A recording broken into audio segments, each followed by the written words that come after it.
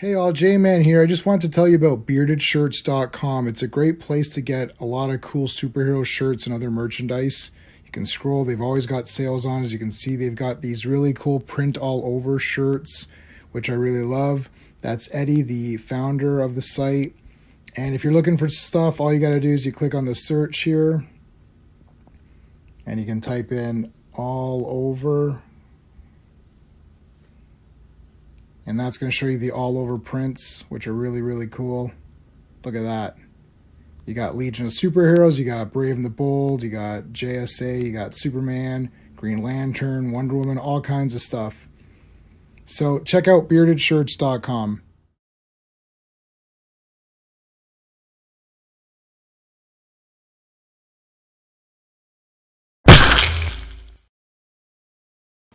Hello, Legionnaires. Welcome to the Legion live stream. This episode number 30 of the Legion of Superheroes live stream, where we are going through every appearance of the Legion of Superheroes.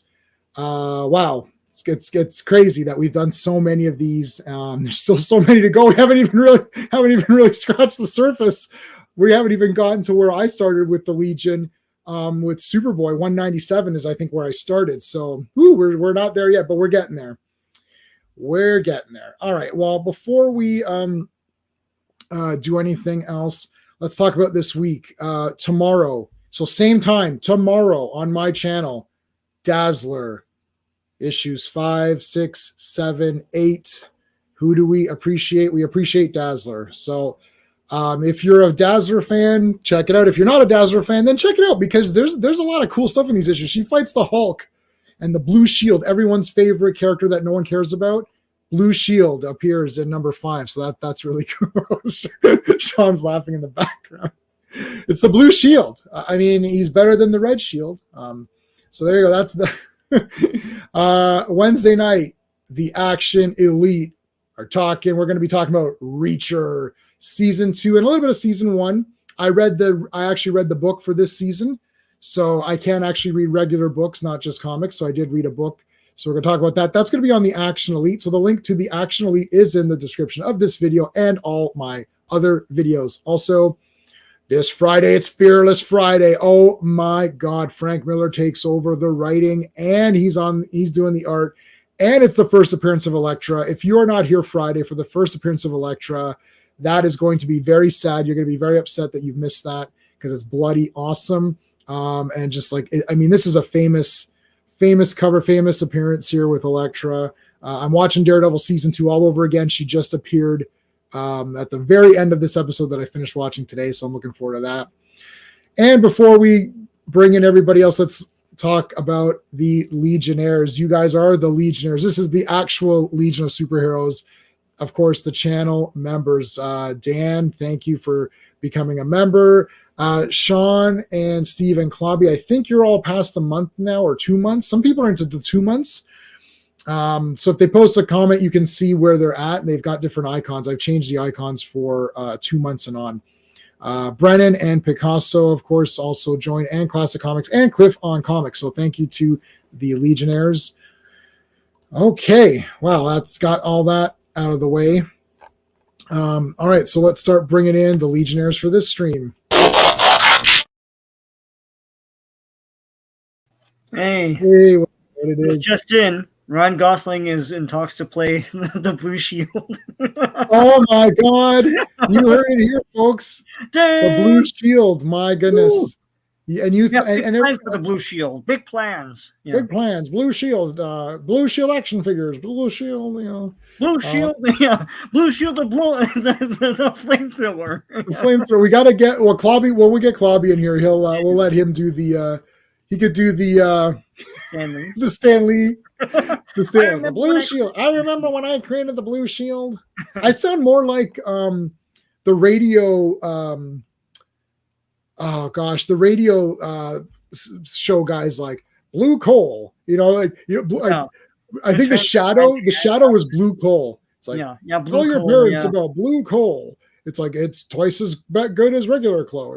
You're coal. Like what? Like it's blue. Care. It was actually blue. That is cool. Yeah. Anyways, all right, let's bring in Monsieur Pants Le Fancy. Well, hello, Mr. Fancy Pants. I fancy a pair of pants right now. Are you excited about the Blue Shield, Clobby? I remember when I created the Blue Shield. Yeah, I said, hey, listen here, Jack. You can. Oh, wait, Jack was not already gone. No, I said, hey, listen here, Steve. Let me tell you about this character. No. Oh, no, it was 1980 something or other. There was a comic that I remember that I created called Dazzler. She was a really hot chick based upon Grace Jones. And but she didn't do it. So later they got this other chick that she was based on Farrah Fawcett. So I created Dazzler and put her in the X-Men. I remember that very clearly. And then I said, hey, Jim, let's do a Dazzler series. And I thought that would be a great place for her to fight the Hulk and Dr. Doom. And, because she'll have dazzle powers and she'll meet the Blue Shield. That's a character I want to start out. I really want to make that series a vehicle to launch the career of Blue Shield. I thought that would be just amazing. Let's see these guys draw that one. I said, hey, and what were we talking about again? Dazzler. What a great, I'm so glad you're reviewing Dazzler. I hope you really liked it. I loved creating her. I'm checking out Blue. I wonder if he's still around. Well, I do have his first appearance. So soon as Dazzler shows up in the MC, or soon as Dazzler first, but soon as Blue Shield shows up, I'm never will. Ryan Gosling is in talks to play Nova, actually. So I guess Marv Wolfman will be happy. I don't know. I think Ryan Gosling would be fantastic as the Dazzler. I'm telling you, he would make such a. Oh, you mean as a Blue Shield? Yeah, he'd be a great guy. Blue Cross and Red Cross and Blue Shield. That's who I got my insurance through as well. So I thought, I came up with this amazing idea: an insurance-based superhero. Yes. And that's who he is. He fights villains, but he sells insurance at the same time. Blue Shield, say. Probably still you started it. You had to mention Stanley. That thing sucks. All right, let's say hi to LT. Oh, LT, buddy, I'm wearing a shirt for you here. Got my. I got my Avon. Get my Avon on. Avon lives. Long live the Legion, buddy. So beer shirts. You had a handful of shirts with screen. Handful of shirts. That no cause. Oh yeah. No, Eddie will. If you got a problem, just message them. They're the best. What happened? Yeah, for sure. There was there's something wrong with the screen of those shirts. They got replaced for free. Comic Relief Crusader. What is going on? So Sean, you haven't passed the 2 months yet. That's why you're still the Gray Legion. I think Clobby's on the red L. No. So you're getting your red L soon. The highest rank is yellow L because that's the original color. I think I waited a few days before. So it's not happened. So I was like, oh. I think it's going to be on. Yeah, Clobby should have a red L on his. What happened? Oh, you got to go past a certain amount of days or something. Yeah. I set it up so that like you've got that too, Clobby. I don't know. I think I may. What happened? I think I might be an admiral or something. I was like one of the first people to join your channel, so I should have like the highest ranking. That's how it works. Okay. Yeah. So. It's like red. It's a red Legion, and then it's like a blue, then a green, then a yellow, or whatever. Okay. So after like 5 or 6 months, you then have the logo that you have. You then have the yellow Legion L. So I think red is the first one. The first one. Excellent. Yeah, you're on Daredevil, huh? I just got done with season 2, and of course, you got to go to Defenders before you go to season 3. So I'm on that now. Okay. I miss having something like that to watch, and there's almost no Wokey drivel until you get to Defenders, and it's still good, and then it really doesn't start to kick in until later, like that horrible Iron Fist season 2 or whatever. But I didn't see Iron Fist. I didn't see Iron Fist season 2 yet. I guess I'll watch it. But. I think Defenders is mostly built around Iron Fist, isn't it? Kind of. Yeah, it is. Yeah, it shouldn't be called Defenders. It should be called like Marvel. No, I know. Kind of thing. But yes, it's still. Because seeing them all together, because like I said, their other individual shows except for Daredevil are not that great, but they're together. They're kind of cool. Yeah, it's the Grim Reaper. No, is she the villain or something? Or Sigourney's the one. Yeah. Defenders they should have called it Marvel Knights. That actually pissed me off because I'm a massive Defenders fan. They're not the Defenders, but they did that in comics before this show did it. Hey, Phantom. Yeah. Oh, but anyways, call it Marvel Knights. It literally is Marvel. Yeah, it really is. But they're morons. Like, I don't get it. That title. So, yeah. It was a disappointment, I guess, CC, but I don't know. I mean, after Daredevil season 2, he was craving to see Matt Murdock back in action again, and we got to see him with the other heroes. And that's but it's not much to it, but it's better than the way it got later. Because season 3 has a lot of really things wrong with it, even though it's got some good stuff. Yeah. But Daredevil season 2 is fire. Oh God, I just watched it again. It's beautiful. Oh my God, the first 5 episodes, it's like Punisher. Then it goes right to Elektra. Like, it's like it is a comic book. It literally, soon as the Punisher is apprehended or whatever, he goes home and it's like, oh, good. And then it's like Elektra is like sitting there. You're like, oh no, it's Elektra. It's so good. Did you get more Punisher after that? Yeah, it's cool stuff. Today we're not doing Marvel comics, Ethan. Today it's the Legion. So we're doing Legion of Superheroes. This is every Monday night we do the Legion. Oh, I wanted to also mention next Monday I'm going to be on Izzyverse. So Izzy is a guy who I met through Comic Vet's stream. So there won't be a Legion next Monday. I'm going to be on. He's been wanting to have me on for a while, and he's like, I know you do your Monday nights. I was like, so the streams clash. Like, he's live right now. I don't even know what it is that they do because I've never seen the stream because I'm doing mine. But he's like, they just go through comics. So I was like, yeah, I'll come on. So I'm going to be on there Monday. Cool. But then next Monday we're back doing Legion. And after that, we're on Earth B. So yeah, there's a lot going down. It's all right. So let's get going with Adventure Comics with the Legion of Super Pets. Oh, Fanty voted for the Super Pets. Fanty, I'm disappointed in you. Super Pets are winning 56%. Wow. So when that guy, I mean, to me, it's Vincent Van Gogh from oh God, well, I forgot the episode name. The one in Vincent and the Doctor. Yeah, Vincent and the Doctor. That's it. And then when he's the villain in Punisher, we're like, oh, there's what? It's like, why? Yeah. Why did he go to the future and become a villain? Like, I don't know. Weird. He was a very, very angry, bitter, evil man. Yeah, he was quite, but then he was going to kill the dog, and that's where you lose everybody. Yeah. As soon as he's like, bring the dog in, they're going to drill the dog. Like, he's going to drill the dog's head or whatever. You're like, okay, you know what? F this guy. Yeah. And that's how you. And then Punisher has that big speech about he has like that big speech where he's leaning against the tombstone. You're like, wow, this is great. And you're like, yeah, Punisher is awesome. But like, I don't know. I got to watch his show. I only watched the first 3 or 4 episodes of season 1. I was so amped. Like, Punisher, I love Punisher from the beginning. War Journal was my second thing that I completed. I love War Journal. The first ever comic I ever bought at my first ever comic book convention was the Punisher Wolverine team up in War Journal, or versus and then team up or whatever. And like, I love Punisher. And the first script I ever wrote was a Punisher movie script when I was like I don't know, 15 or something or whatever. I love Punisher, so I was so amped. And then I watched the show. I got like 4 episodes, and I'm like, this is kind of boring. I'm like, what happened? Like, he was so intense. Wasn't it boring? It got a little bit better toward the end. Then I just didn't really like it that much. But I actually liked the second season. Especially the first like 4 or 5 episodes. It's almost a complete homage to Assault on Precinct 13. Yeah, I love that movie. Mm-hmm. And that he's more of it's more about him being a badass. So. Yeah. Yeah, I'll watch it. I didn't like the Punisher, but Bernthal's great. Yeah. Oh, he's awesome. Joe Dog, what's going on, man? The son of Satan. Satan. All right. Super Pets time. Are we ready? Super Pets, we are ready to go. Adventure 364.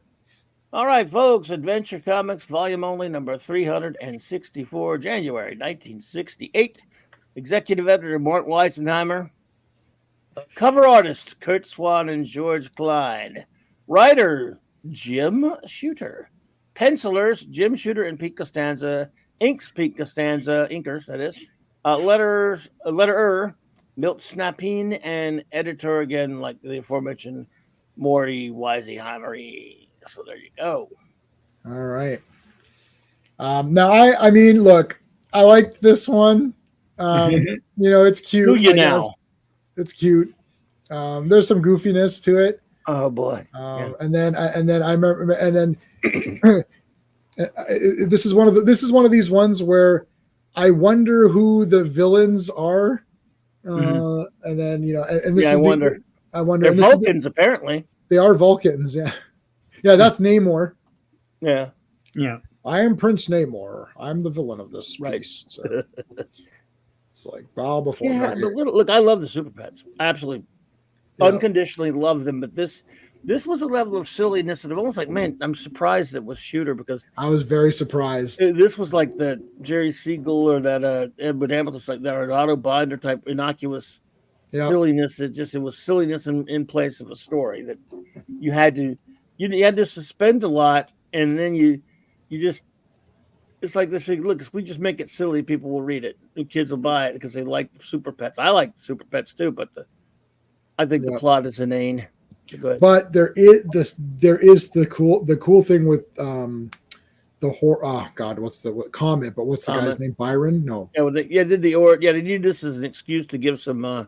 That was cool. Origin stuff of the pets. That was actually really good. Yeah, I was very surprised that this was Jim Shooter because this felt like, oh God, here we're back to this old. So this is definitely Shooter's worst.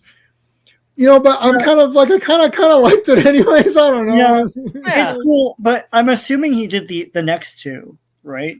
He did. So I feel like maybe it kind of feels like I'll do this if I can do what I want to do in the next couple of issues. Because the next two is like back to epicness or whatever, it's right? Super, right. Absolutely, it is. Yeah. But you know what? Reading them because I read these in I'm reading them in threes as we're doing these. So it was kind of nice. I usually spend Sunday afternoon and I go through. I'm like, oh, this one was kind of goofy, and then I'm like, well, these next ones look really cool. So it was kind of nice to have a little bit of a goofy one and then a little bit more of an epic one. Like if it would have been three goofy ones in a row, I'd be like, oh God, Monday we got to go through these three goofy comics. But it's still better than the other stuff in the sense that he still has in fact he treats the pets with respect because that's a dumb idea. But as far as the individual characteristics of them thinking and them having like personality and stuff, he goes out of his way to give them all personality and even a bit of a backstory for each one of them, as silly as they may be. Right. So he still takes the kind of care in his writing, even with something like this. Which I think the lame part of the story was how they were, the whole thing what they were like. They come up with silly things like crime machines. What the hell are crime machines? Yeah, what's a crime machine? It's a vending machine for crime. An evil vending machine. Yeah, exactly. Also, have they ever explained that they talk in thought balloons and the humans can hear them?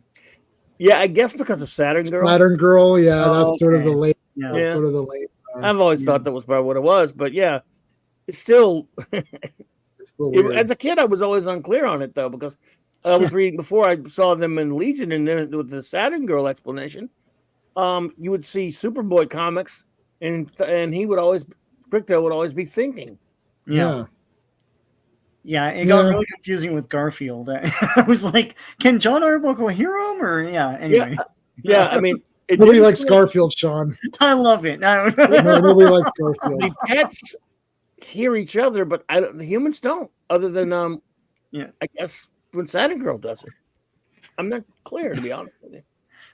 To this day.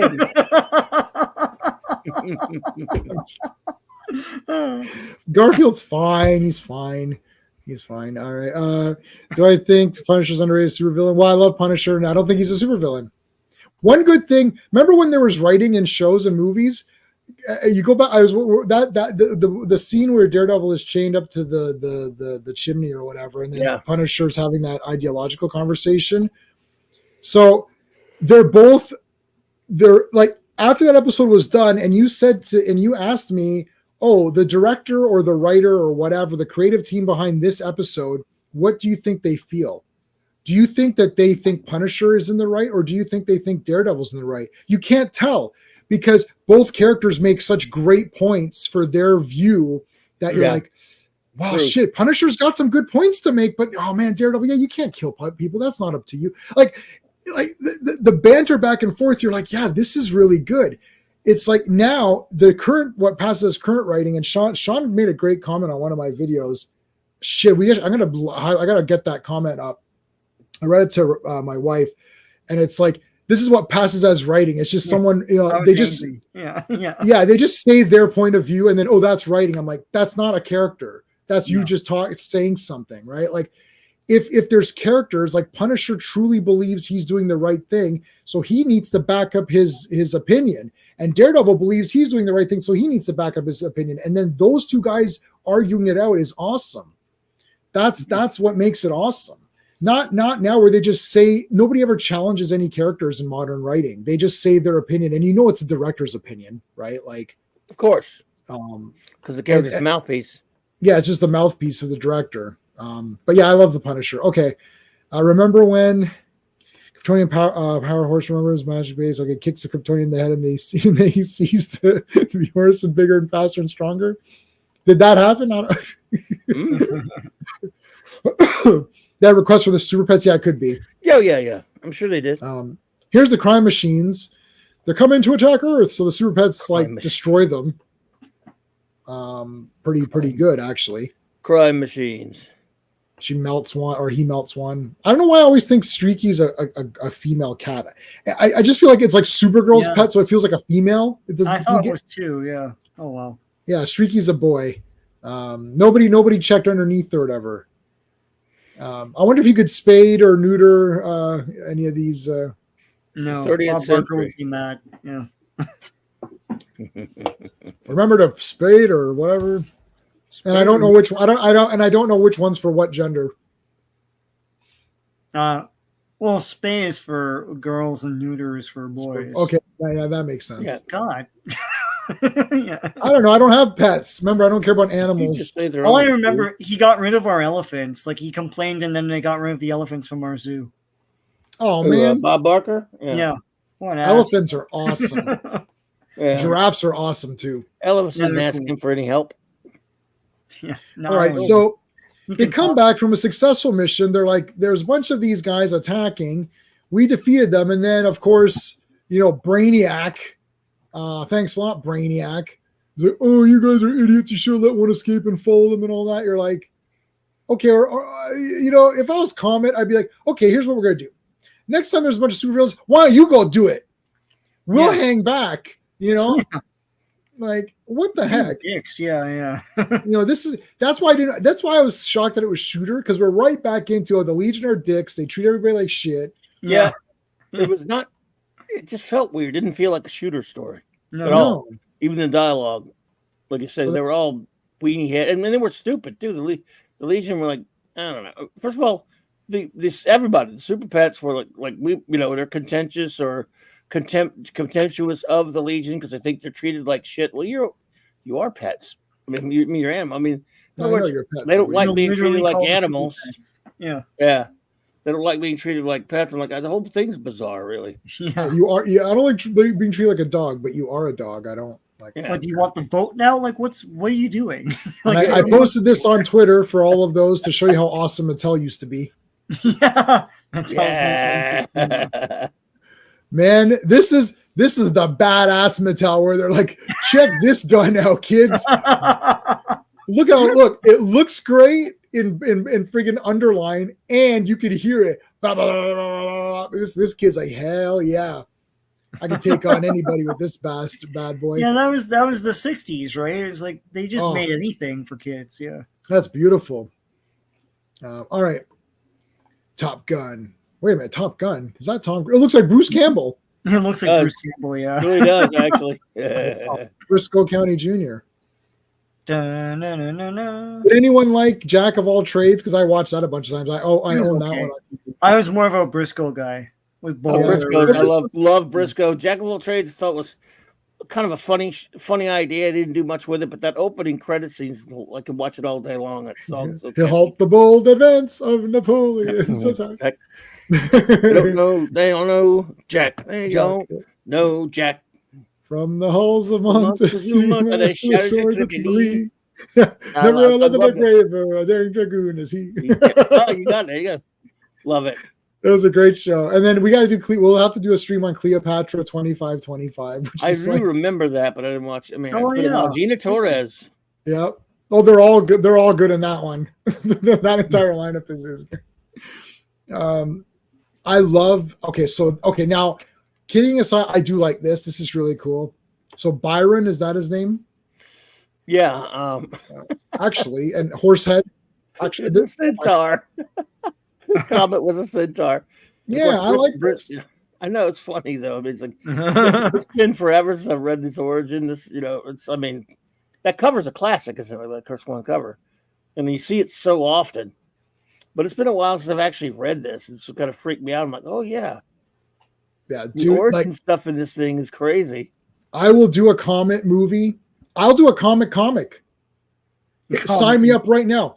If DC sign all three of us up right now to do a comic book based on Comet, I guarantee you it won't outsell Batman, but I guarantee it'll be number 2 selling book next to Batman, guaranteed. I would make it super badass. Like when he becomes normal, it's like he's got his awesome. We'll redo the costume so it looks really cool, and he's just like flinging arrows. He'll be better than Green Arrow because DC has DC has Action Comics, which was good this week or this month, and Batman, and that's it. Every other comic is trash. Yeah. It's like the 2 Superman titles are okay, the 2 Batman titles are okay, and the rest is trash. That's it. Everything else is well. I mean, Jay Garrick was good. It's like I'm talking about the big boys. Like Wonder Woman is dead. Right. Aquaman doesn't have a comic. Like I mean, yeah, Jay Garrick can be cool because nobody cares about Jay Garrick, so they probably let the writer do whatever he wants. He's like, I'm just gonna have fun with Jay Garrick. Alan Scott, they let the writer do whatever he wants, and he buried the character. Buried it so bad that I can't read the comic because I started to dislike the actual Alan Scott. I had to stop reading it. My buddy's like, I can't read anymore because I'm actually not liking Green Lantern. I'm like, yeah, I gotta stop because it's tainting my love of the character. But you know who's the best? Right here. This guy's the best right here. And look at Daedalus here. He looks like Daedalus. Yeah, he is like Daedalus. Hercules. I'll get you. And look, it's like this guy doesn't like alcohol. Boom. Breaks the thing. And then Cersei turns him into a horse. Dumbass. So what happened was that he saved her and Daedalus, it's not Daedalus, but whatever. The man we call Daedalus poisoned the potions of Cersei so that when she thought she was transforming Byron into a man, she transformed him into a horse. But when a comet goes by, he can become a man. And as you pointed out, like they have to put a head there so it's a horse's head for all the narration. Look, it's like Godfather. Like, it's Godfather. And then here he's a chess piece. He's like he's a chess piece there. Oh man, I'm bloody serious. Give me the comic. I guarantee, or Super Pets. I'll do Super Pets. No one's doing any Super Pets. Yeah, give me Super Pets. I'll guarantee you within the first 5 issues, top 5 comic. I guarantee you after 1 year run, second best DC selling comic. I guarantee you, because I will make it. Nobody cares about making anything cool anymore. They just make a bunch of you read. You're like, why did I read this? Like, what was the point of this comic? Yeah. Like, even if it's a hot take, then make it like someone comes down and starts killing the animals. The Super Pets have to come in and destroy them, and they literally destroy these people. It's like friggin' laser beam the crap out of them. Like Streaky can scrape their face off, make it like an android army, and like Streaky's like ripping their like machine parts apart. Like, I don't know, like what the hell? I'm not excited about anything. Like, I'm just like, I go to the comic shop and I open up like, no, that was okay. Then I do my stupid review and I give it a 7 or whatever. And everyone's like, you're an idiot, or yeah, I agree, it's shit. It's like there's no excitement of any like. Sean, your videos going are hilarious now. It's like you're going, you're like, yeah, here's what I bought. It's like, yeah, okay. I can see in your eyes, you're like, this is dead. So it's So I have a bunch of comic reviews. No, and you bought hold on a second. You bought that. I didn't want to say anything because you're kind of excited, but you bought that Planet of the Apes. So I'm thinking, is this guy a moron? Like it sucks. I flipped through it. It's okay. Listen, it's not. I know you said it was okay, but it's awful. I flipped through a bit. Like, no, what happened in this comic? And I was like, I'm putting this back. The down. pacing is way off. It's garbage. Right. It's Planet of the Apes. Planet of the Apes is one of the most exciting movies ever made. Yeah, I'm rubbing off on J-Man. It's what I said before too in the video. It's like I guess like if you read the whole thing, because it's one story over like maybe 6 issues, right? Then it'll feel like a movie. But the thing is that like each one of those segments, like the first, there's only one issue.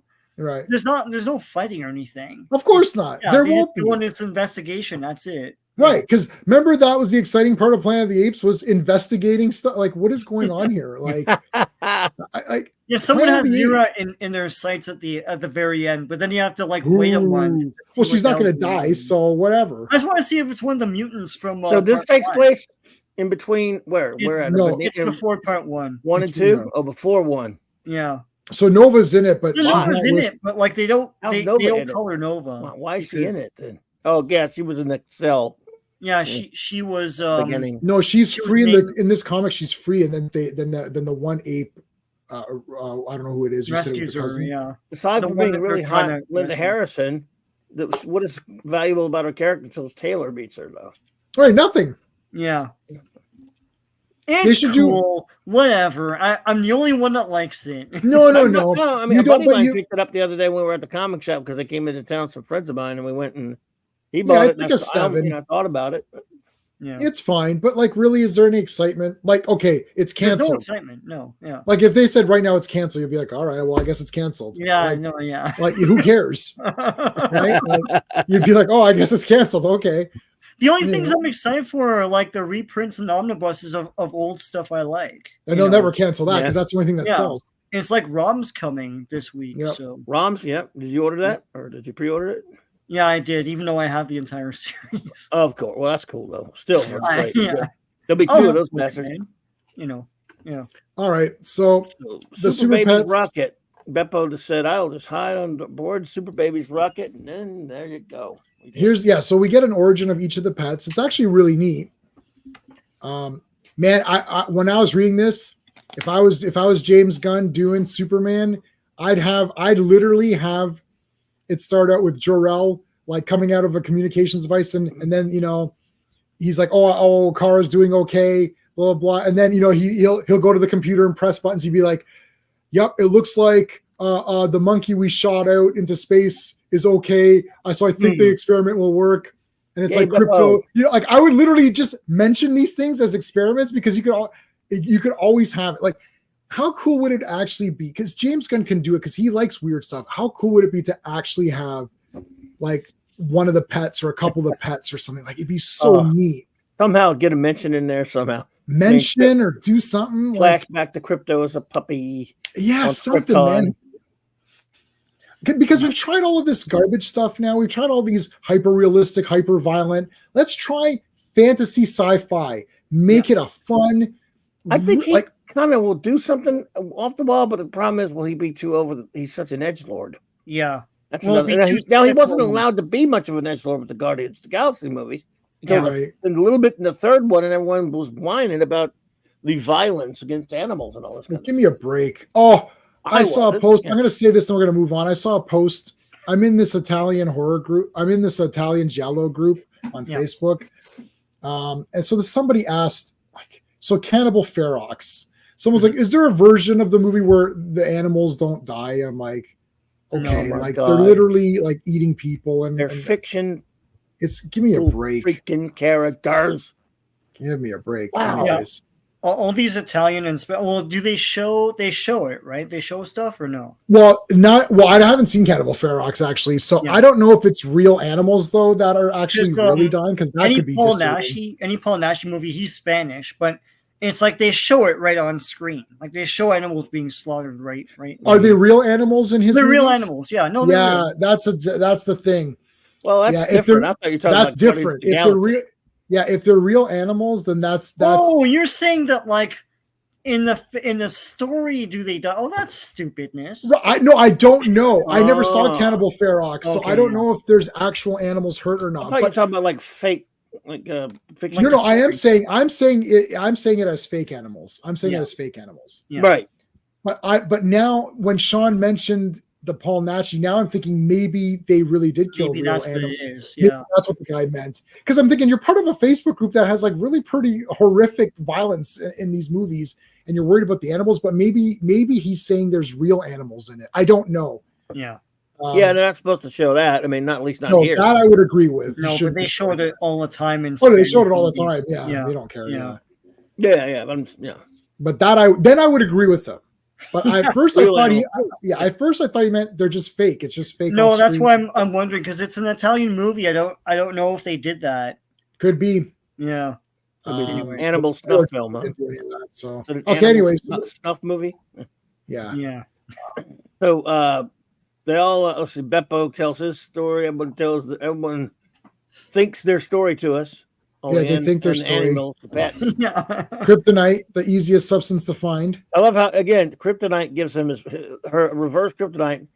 He's got to be near some of it for a while for him to have restricted damage power. Yeah, and then he's got a lightning thingy on the side for some reason.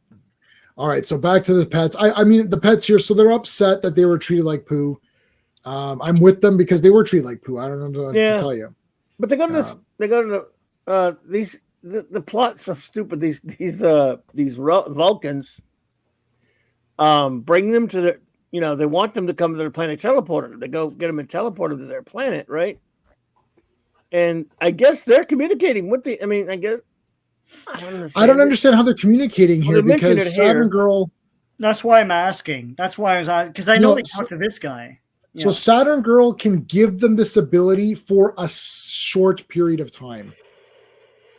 Hey, Legionnaire Picasso, what's going on, Picasso? Showing us the great icons that I've created. Oh, the Fatal Five are now 53%, by the way. Fatal Five, 53%. Oh, FF5. I'm not sure. Yeah. So I'm not sure. I think Saturn Girl says that she was able to give them this ability and it lasts for a while. And these people, they're part of their plot involves pretending to idolize the freaking super pets. They got like statues of them. Like, hey, we're gonna bring these pets here. We're gonna talk to them because they're intelligent beings, and we're gonna convince them that we're like big mega fans and stuff for no reason. Yeah, they want the pets to come to live with them. This guy's a nerd. Look at his watch. Nerd alert. He presses a button and he teleports them away. Oh my! And then they come back. Where are the super pets? Well, after Brainiac yelled at them and made them feel like shit, they left. He was the doggies. Yeah, Brainiac was a total douchewad to the pets. Like it's just a dog. Like I don't understand why. He called them dumbasses, basically. It's like it's a horse and a dog and a little cat, and like give them a break, man. Right. Anyway. They were trying to help. We're trying to help, idiot. So now they go out into space to find those criminal guys, and they start fighting them. These are the crime machines or whatever they're called. Crime machines. Crime machines. I was walking by down by the candy machine the other day, and I was like, "And where? Oh, you know where the crime machine is? Yes, it's right around the corner next to the Coke machine over there. Okay. Yeah, crime. Here's the crime machine. Let me see what kind of crimes they got in there. You got change for $1? Does it pay? And does it pay? Crime machines don't pay. Crime machines, Jim. Jesus. All right, so they're fighting this thing, and then they try to fall. So now the reason that they were upset with the super pets earlier on, and what caused them to break apart, was that the super pets destroyed all the crime machines without actually following them back to their headquarters. So the Legion was saying, well, the next time we encounter these crime machines, we'll leave one of them alive or intact so we can follow it back. And they don't say what a crime machine does, by the way. They don't say what it does, but it does crime. So. It does crime. It lands on the planet and starts committing crimes away. Yeah. Crime yourself out, crime machine. Yes, crime. It lands in the people versus the crime machines, Your Honor. Tonight we will attempt to prove that the crime machines committed several crimes.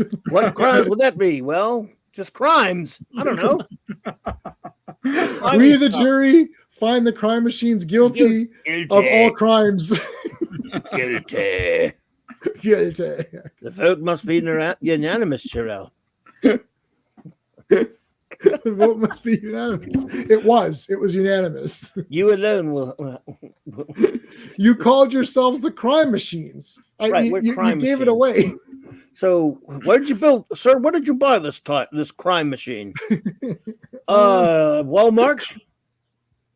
Yeah. Crime Alley. We bought it at Crime Alley. They have one in Crime Alley now. That So, explains all that crime. Sorry. Go ahead. all right, this is a great issue. We're having a lot of fun. We've had more fun on this one than we have.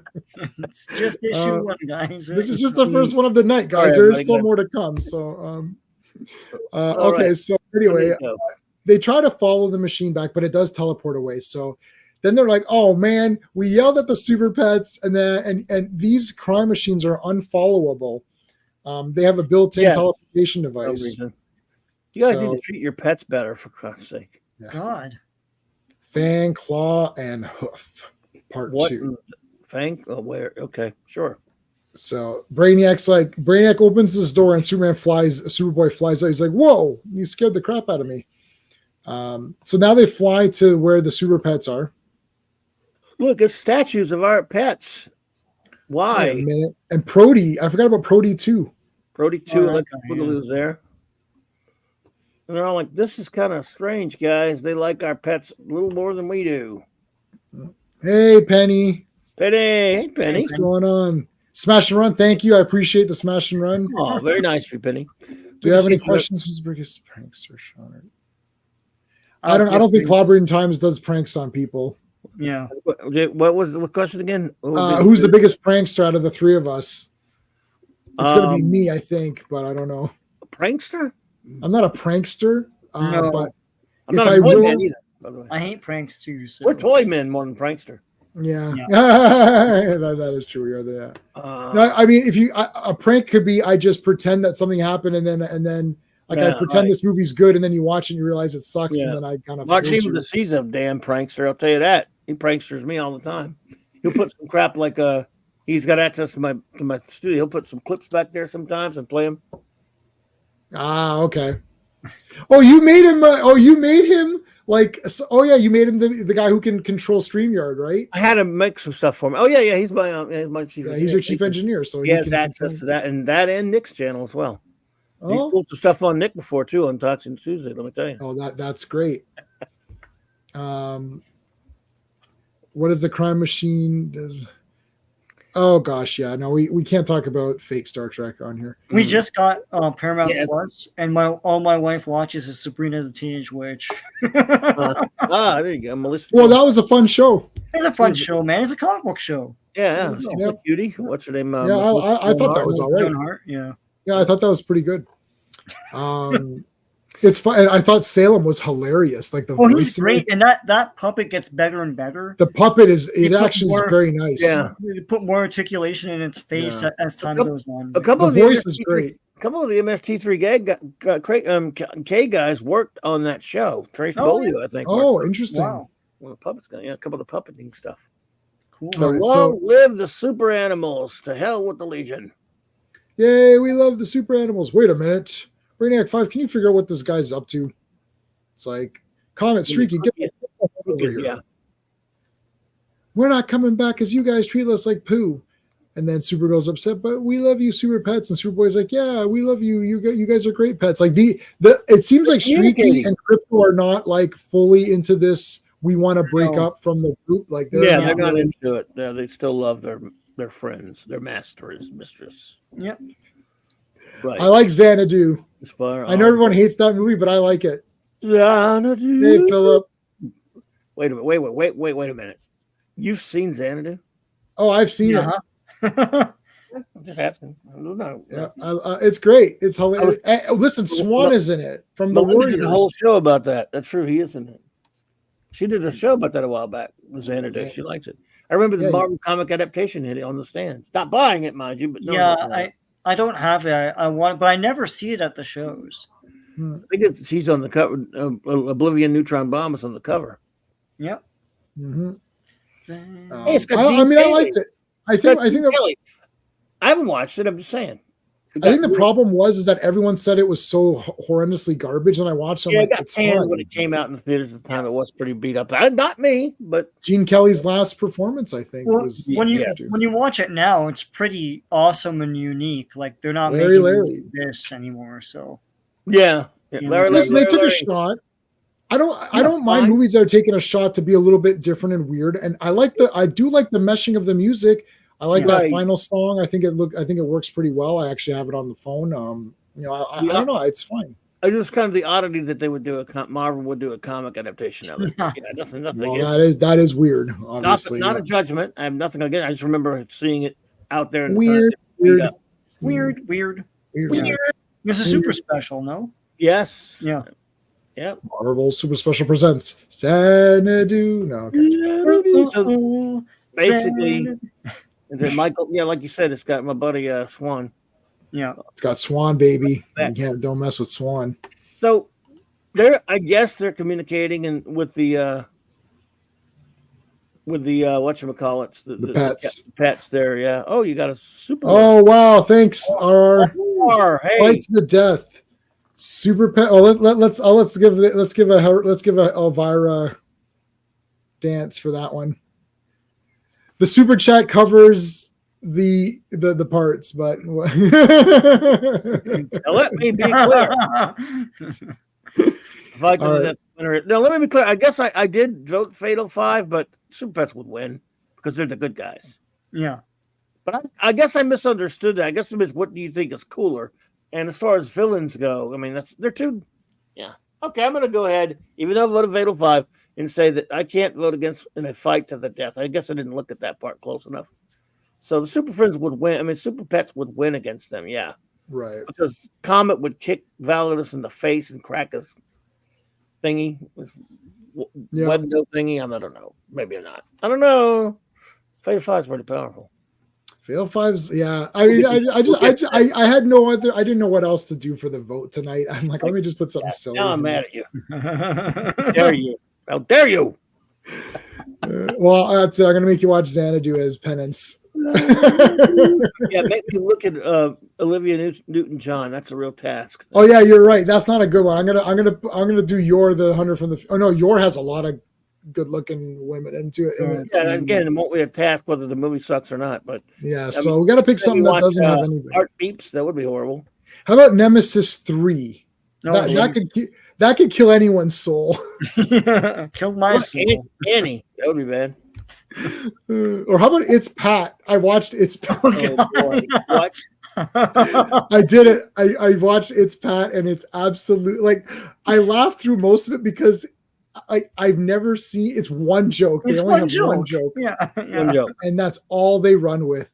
And they've exhausted every possible angle of that joke. But all the characters are just asking Pat questions and trying to get her. And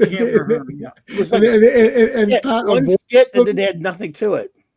Yeah. But this is like a 90-minute movie. So. Well, it was mildly amusing as a skit on Saturday Night Live, and that's about all. Why it needed to be a movie? No. Because Stuart Smalley was a movie, that's why.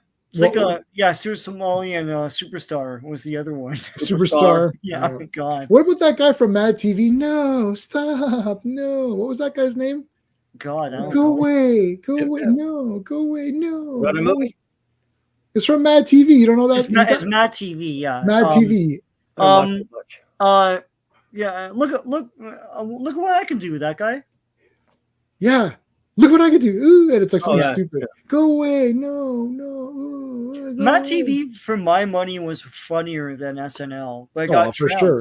At that time, SNL was not funnier than a root canal. Yeah. Well, it hasn't been funny in like 30 years. Hasn't been funny in 40 years. Yeah. Well, yeah, certainly almost 40, probably 30 something. Since the last funny people on there were like Phil Hartman and Stewart. Yeah.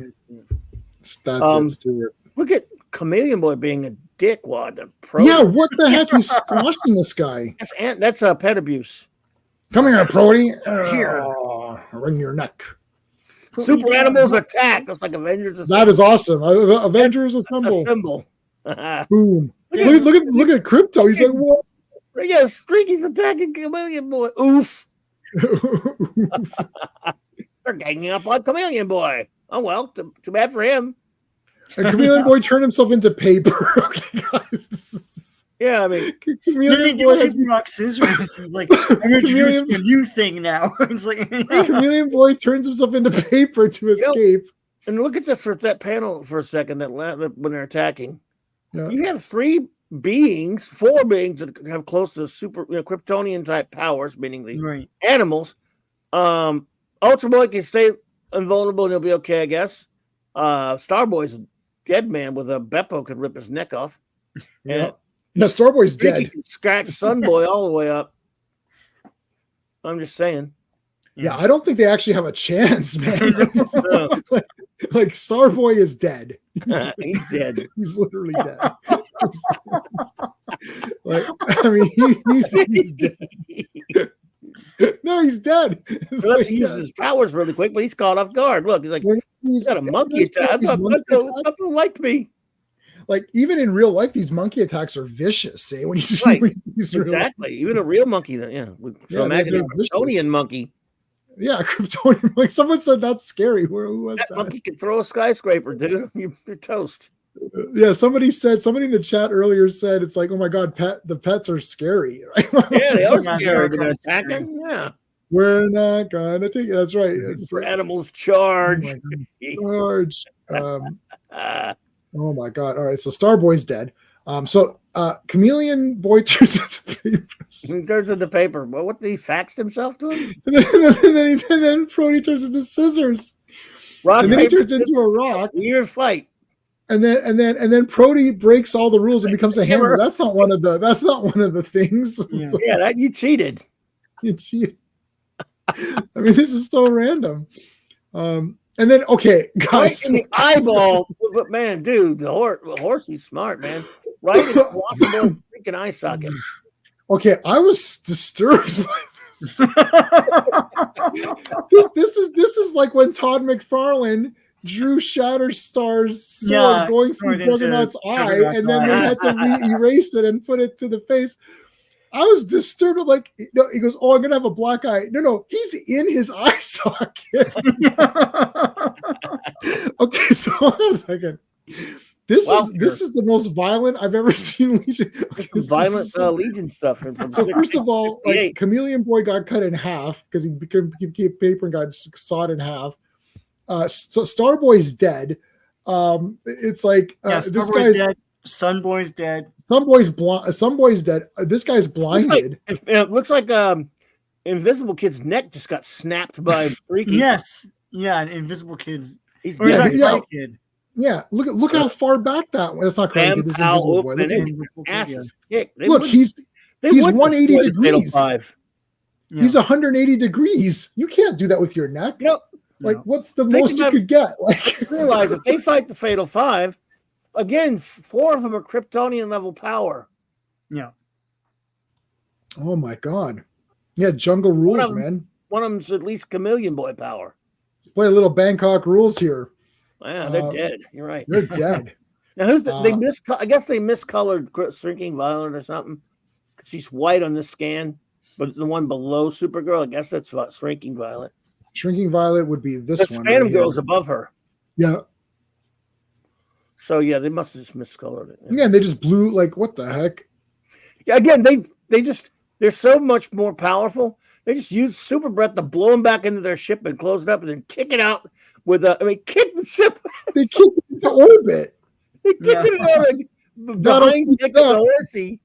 Get out of here, you bums. Look, that'll teach them. We clobbered them. We did it. We clobbered them. What a bunch of pikers. We should be the Legion of Superheroes, not those pikers. Streaky's awesome. I'll show you, assholes. Here's how it's going to be, all right? We just showed this video of us kicking Yakistas on YouTube. Oh, my God. This isn't a cute cat video. EarthGov saw it, and now they want us to be the Legion, you to be the pets. What do you think about them apples, humans and others? You like apples? How you like them apples? You like them apples? Them apples, Will. What do we do? Oh, my God. That's awesome. All right. Well, Jim Shooter likes the pets, at least. We know that. Yeah, good Lord. I've changed my mind. I would wipe the floor with them. They might So- be Galactus.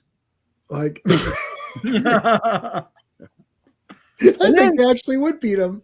And then they're so silly. You couldn't get much sillier until they go, let's go infiltrate them to find out what they're up to for some damn reason. Let's go infiltrate them for no reason.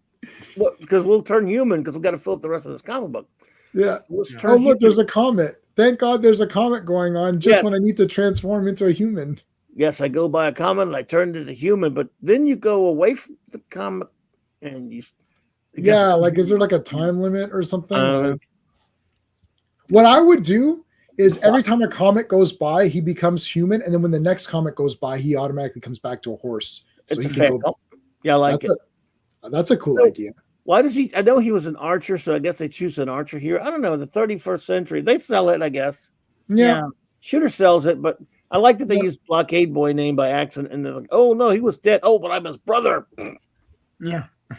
Wow. That's Prody, that's a cool. fail. Yeah. Prody failed on that one. yeah, Superboy's like, unfortunately, only people with pants can join the Legion. But I can wear pants if I later. It's like, okay, if you promise to put on pants, we will allow you to join. Blockade. that's very important. You know, you laugh, but pants can be very crucial to a crime fighter. So the issue where Blockade Boy was in it was not Jim Shooter. So he was No, like it wasn't. reading Dialogue those episode. comics and Yeah, that's cool. yeah, that's Yeah. cool. Yeah. Yeah, that was way back. Again, part of your social grace's problem, Superboy. Listen, we want demonstration, not a lecture. Fire away, fella. Like, okay, you don't have to be a dick. Yeah. Wow, Superboy, these guys are rubbing off on you. Oh, I love Night of the Comet. Yeah, it's wicked. Love it. I had that on one of my movie days. Yeah. All right. Well, you guys are pretty good. You actually did a lot of cool stuff. You can join. It's like, oh, okay. It's like, all right, you guys stay here and guard the clubhouse. We got to go do important stuff. See ya. Here, read this poem and interpret it and tell me what it is about later. It's for a homework assignment. So they can talk in human form, obviously. So they're good. Yeah. They're not. I mean, they're not animal level intelligence. They're just as smart as anybody else. So Right. yet they're treated like pets. Okay. Yeah. So I don't know, but anyway, so he starts typing out his homework that he was given. Here, read this. Must be something the Legionnaires found out. So basically, they start the pets here. Two of the pets start to realize there's something rotten in the state of Denmark. Yeah, because they're like, oh, they're not talking about attacking us at all. It's Right. just, they just moved on. Yeah. Yeah. So like, oh, there's something wrong then, so like with the other planet, right? So Mhm. yeah. Something's wrong here. Now, remember, Sean texted me when he was reading this. He says, I guarantee you these guys in green have nothing to do with being the bad guys. And I thought, I don't know, Sean. You haven't. No. Not once has Sean been Not at all. right. They're Not Romulans. once has he ever been guessed right. But and unfortunately, he didn't guess right this week either. They're not Romulans or anything. But they are actually the bad guys, Sean. Sorry, I know you thought they weren't, but Well, Sean, you gave it a shot, dude. you get. It's like, is there any doubt in the world? It's like, who are these new characters? I guess they're the bad guys, but they're not the bad guys in this panel. Well, they will be. Just give it a few pages. So for some reason, it's just so nonsense. They wanted their plan was to attack Earth and allow the pets to beat them so that they could somehow get them angry. Like, I don't even get. It's nonsense. What's This that is like 80-page Batman giant, though? Oh man, yeah, that's not nonsense. Nice. But this is like Bob Haney. Like, it's just There's so no Bob Haney random. going on this story. I mean, Bob was around, but he wasn't. I mean, I don't know. Jim may have been reading some Bob. I don't know. I actually really like the art in this comic, though. I don't know. It just seems very it feels kind of good. fun. The layout is He's not great. Swan to me, but he's good. He's good enough. Yeah. And it is. Oh yeah, Kurt Swan's the master. Nobody's The better than layout's that, a but shooter, but it's mostly Pete Costanza. It's pretty. It's pretty. Like, it's still like it flowed nice for me. Like, I enjoyed going through it. We got different art in the next two, which we're going to get to soon. So yeah, and then the Legion, of course, knew that the pets were actually, those two guys were the pets. So they played it out. They figured out these guys were the bad guys, and then they're just having a fight. It's actually pretty decent. I like this. I like the Ringing Violet doing the uppercut, like the growing uppercut, like an Ant-Man style. Yeah. Ant-Man style battle. They're fighting. And it's like, okay, Science Police, show up, of course, later. They always show up late. It's like, okay, hold it. It's like, we're good now. And it's like, we recognize you right off the bat, Comet. Yeah, come on, Comet. We know who you are. And it's like, everything's okay. The end. It's like, okay, I guess we're all good now. The pets are back. Flash. Ooh, this looks like a great Flash. Great Infantino Anderson cover, if I remember right. Yeah, that looks awesome. Infantino cover on Batman too. Wow, great. All right, so that was that one. Let's move on to the next one. Okay, so that episode, did that one fill you with joy, or it was just kind of fun seeing the Super Pets? It was a goofy, fun story, I guess. I mean, Shooter's done, and we'll do better. Yeah. Escape of the Fatal Five with the first appearance of Shadow Lad. Yes, Adventure Comics, volume only, number 365, February 1968. Editor Mart Weisingheimer. Cover artist Neil Adams.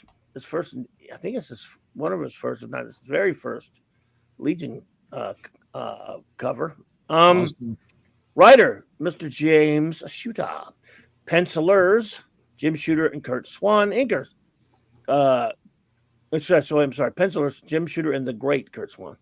Inker, the great George Klein. Letterers, Milt Snapin and Morris Weidiger. And let's see, like you said, first Shadow Last. Boy, oh boy.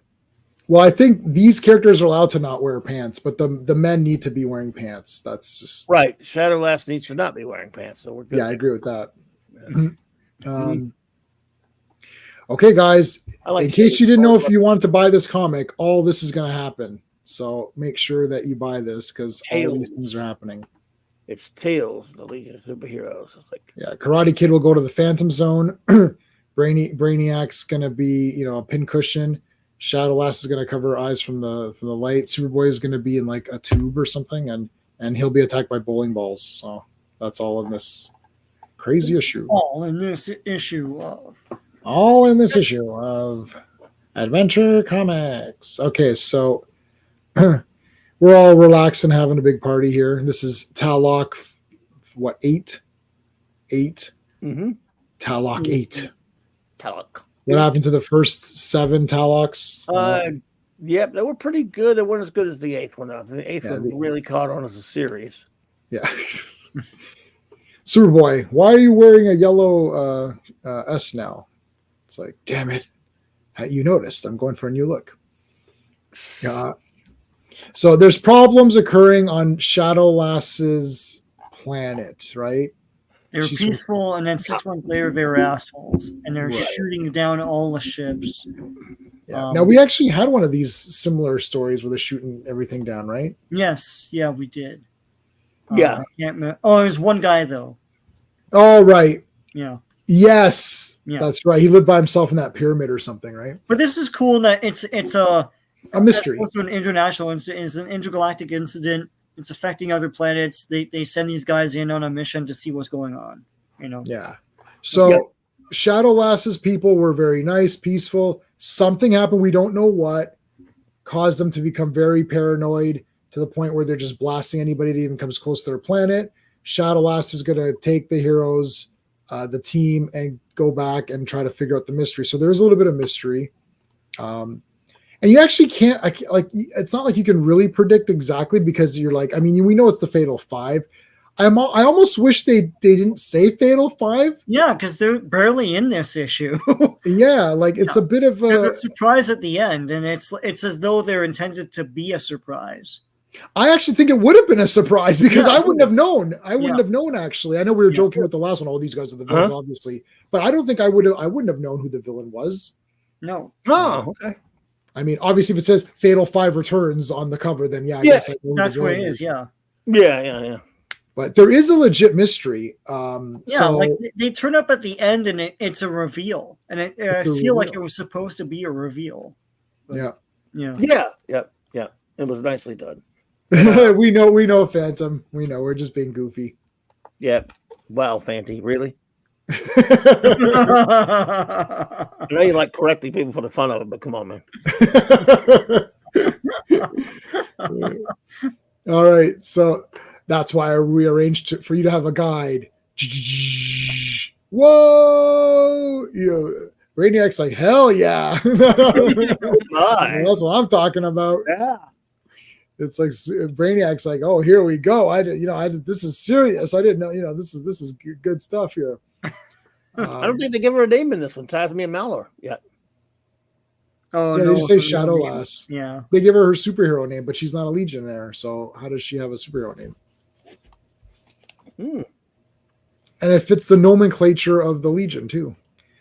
All right, so they're going diving here. They're going skydiving, and then Brainiac's like, really, skydiving, guys? We got a mission to do. This isn't fun. No, so they can't land on the planet because they're going to get shot down, right? Obviously, they can't take a ship there. So they land further away, and they're going to have to hike. Now, there is a little bit of a thing here where it's a bit of a plot convenience where they can't just fly around or whatever because there's going to like some radar or something. Like they're trying to sneak in, and I think it's this one where they even say it'd be good to have the Legion. What are they called? The espionage. The espionage team. I didn't mention it. Yes. Yeah, Yes, and that's they're kinda cool. like, oh, Chameleon Boy would make a cinch of this, right? Yeah. It was kind of cool though. I mean, they were definitely needed to contrive a way to force them to have to be going on that, going in under the radar stuff, but it works okay. Fandy was just doing it for the sake of the audience, so thank you. Fanny, I'm just ragging you. I know you can't. It's fine. You're good, dude. Come on, Fanny. Don't let me turn this podcast around. Come out there. So they gotta go incognito, as Mad Hatter would say, as David Wayne Mad Hatter would say. Incognito. I wanted to remain incognito. Yeah. Yes, factory. Okay, so let's move, guys. Let's get our backpacks going. Let's go. My backpack's arms fade with are color coded to my costume. How come yours aren't? It's like, oh wow. Okay, so yeah, they all have really heavy backpacks. Just give them all to Superboy. He could totally carry them. Yeah. Just because Superboy's the strongest doesn't mean everyone carries their portion. It's like, Karate Kid's back isn't broken. He can carry his bag. And Superboy could fly like an inch away from the ground to make it easier and just load your packs on them. Yeah. I literally thought of that in 1 millisecond. Like, you can't fly over. Well, just hover over the. Like this. Yeah, no. Yeah. Put them all together. All in one cluster. Yeah. All in one cluster. He could carry it easily. Right. Easily. Yeah. Well, what are you gonna do? Or Jimmy put metal all in metal thingies, and Cosmic Boy could easily levitate them. And, without even thinking about it, like let them trail behind them. Yeah. How about Brainiac 5 creates an anti-grav thingy for them to roll along? Yeah. And if the pack is metal, this is my last nitpicky thing. If the pack is metal, he can make it lighter, levitate it. So he just elevates them while they're walking. Yeah. Anyways, it's great. Wow. look at how nerdy everybody is. It's like hypercritical. It's like it's kids junk. But this is like the role play thing. It's like I'll make the packs levitate with my powers, and at the end, I'll allow it, man. Whatever. This is like a D&D. It's like, oh, can I do levitation spells? Like, yeah, whatever, just cast it. I'm Superboy. Can I fly 1 inch from the ground? Yeah, this is exactly. And I was like, I don't know, man. I guess it's fine, just do that. Whatever. I know I hate it. You can't have too many overpowered. That's why whenever you play these when you play these role playing games, there's always inevitably Sean's the number one guilting person of this one. He always wants, like, I pick, it's like, they're like, who do you want to be? And I pick Daredevil, or I pick Namor, or I pick Stiltman, or something stupid. And Sean's like, I'll be Doctor Strange. It's like, it's just like, you can't Doctor Strange because he just does Strange in one of those. You did. Anything, so it's Daredevil and Doctor Strange. Like, and then, so what am I gonna do? I'm like, and he'll be like, I'll cast a spell to make this happen. I'm like, okay, so Daredevil does nothing on this turn because obviously Doctor Strange has this covered. You're supposed to pick like Iron Fist or Luke Cage. Like, we're supposed to pick characters that like make sense with the plot, right? Like, it's like, he's right though. When you got a mission like that to carry a bunch of shit, you bring Light Lass, right? She makes all the shit like the encumbrance. Yeah, classic comics is a D&D guy. Yeah, I don't do encumbrance checks on my games. But yeah, exactly. It's like, I'm gonna do this. It's like, all right, whatever. My first ever role-playing game that I was the game master on, my one friend's like, I want to be Silver Surfer, and the other friend wanted to be Hulk. I'm like, are you for real? I'm like, doesn't anyone want to be Wolverine and Punisher, or somebody like, it's like it's like, I want to be Silver Surfer. Well, what story am I creating where he's got cosmic abilities? It's like, so okay, well, I guess my purse snatching at the corner of 5th and 8th or whatever isn't going to really be or whatever. It's like okay, so Silver Surfer goes and fries the guy. All right, there, I've stopped it. It's like, anyway, all right, so they're going incognito.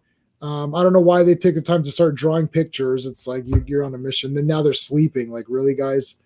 Yeah. No, they're doing all these things incognito. And Superboy, whoa, what's going on over here?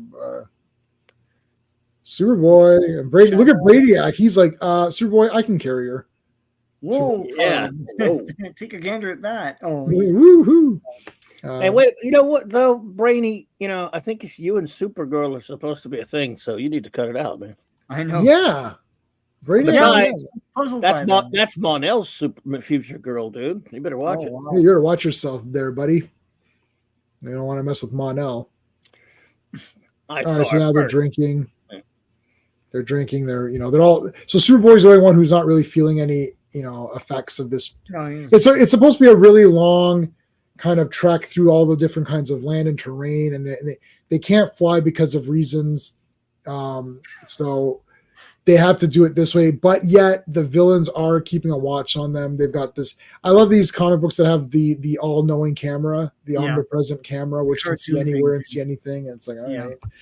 I don't know where you got this camera, but anyway. So then they've got to start climbing this mountain, and it's like, again, why are you climbing? Like you can just float up. Like, then these birds attack.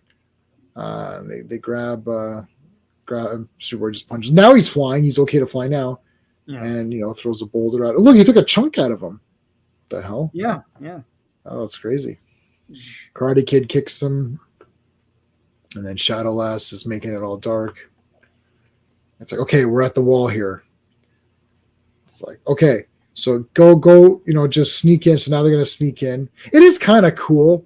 It's just they picked the wrong team. Yeah. The problem is that this should have actually been the espionage squad. It would have been a lot cooler. You pick Superboy and Cosmic Boy, the two powerhouse guys. Like, yeah. I mean, well, they weren't sure what was going on though. This is they usually do so the espionage for a lot of their reconnaissance and stuff, but I don't know. In this one, I'm not so sure. I think they probably it's a whole planet, and it's very that has been that is. Maybe they think there's a lot more at stake than what a sense of power in there. I don't know.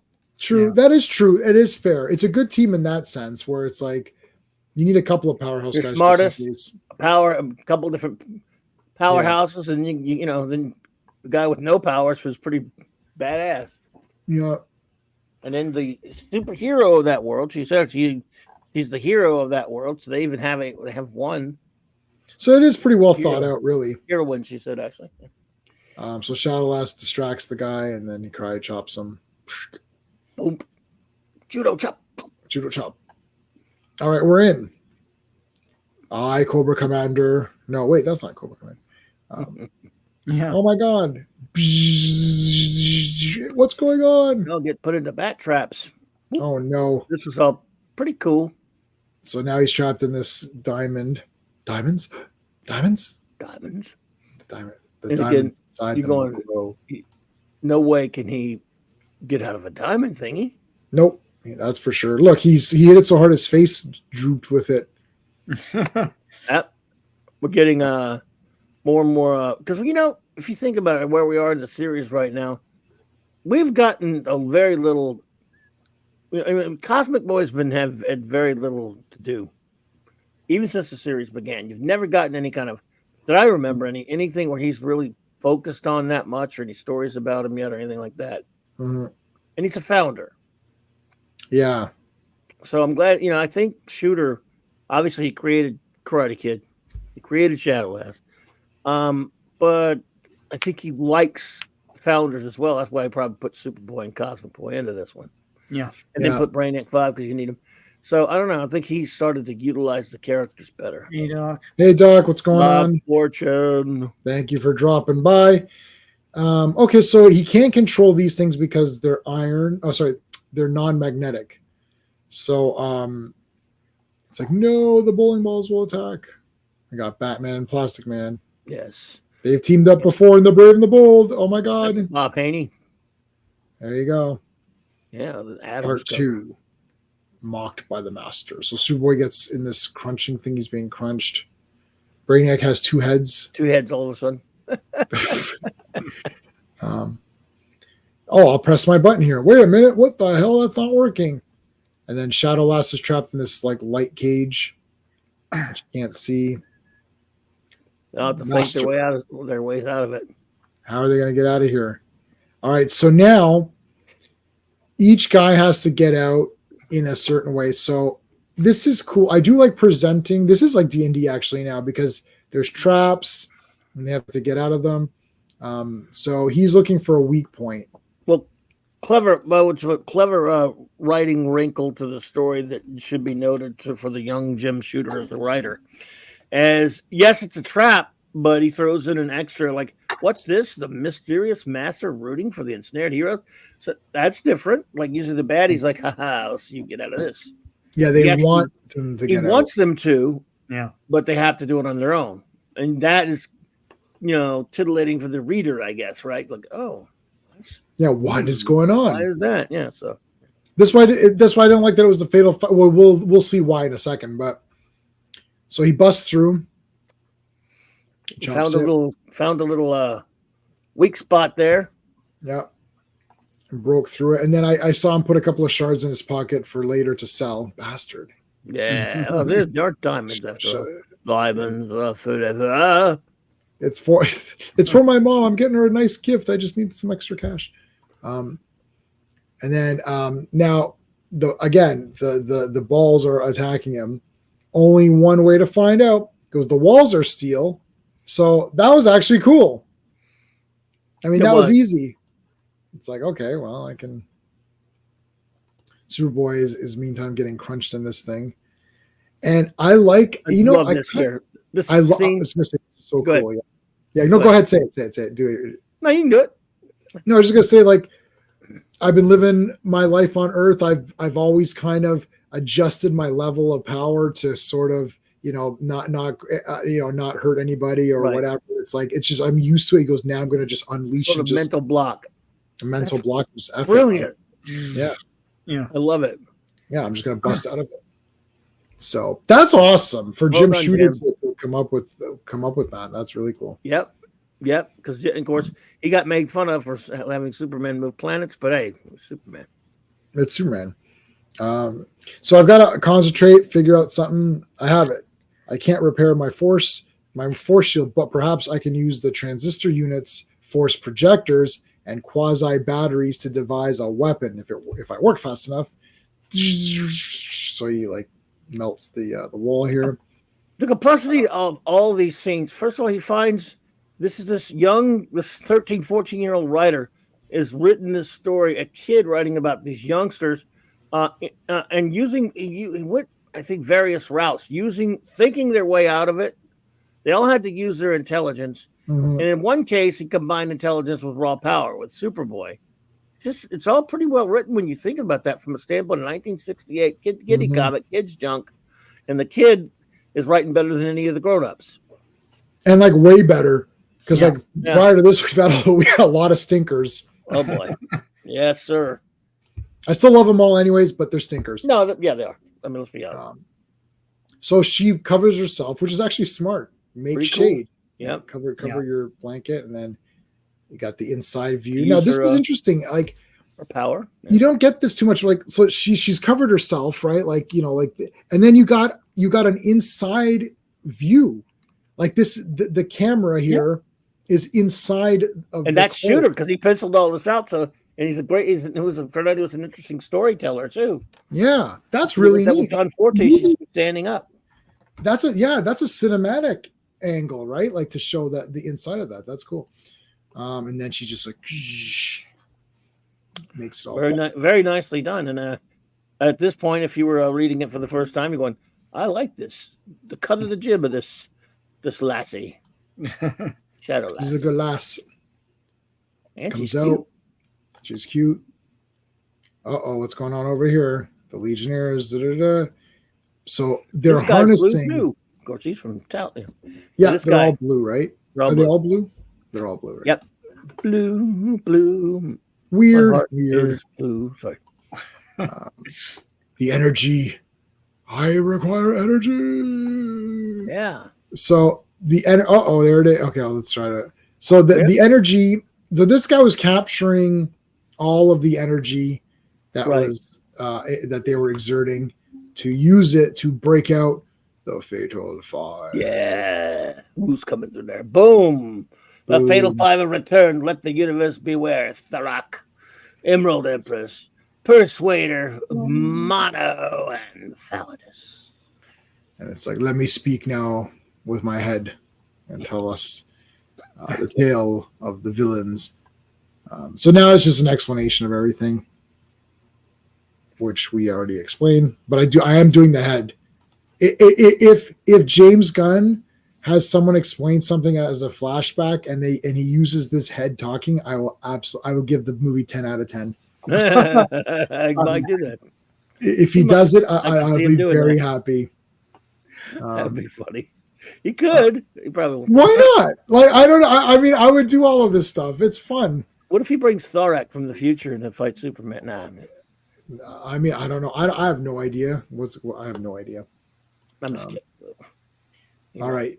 Good thinking, big man. But who's to say Thunderhead here won't just blast us? So they're back or whatever, and then they're either making their traps. You know, he should use Validus in the movie. Like have a like whoever his baddie is accidentally reach into the future and grab something to fight Superman and let it be Validus. I'm just throwing the crap out there. Just kidding. James Sloan was in several TNG episodes. That's true. What makes you say that? Was he? I don't know. I don't know what we're Well, talking he about. wasn't. I know he was also in.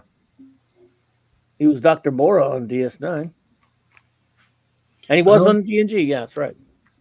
Well, I've seen Oh, all yeah. TNG He and was DS9. Alexander, Oh, okay.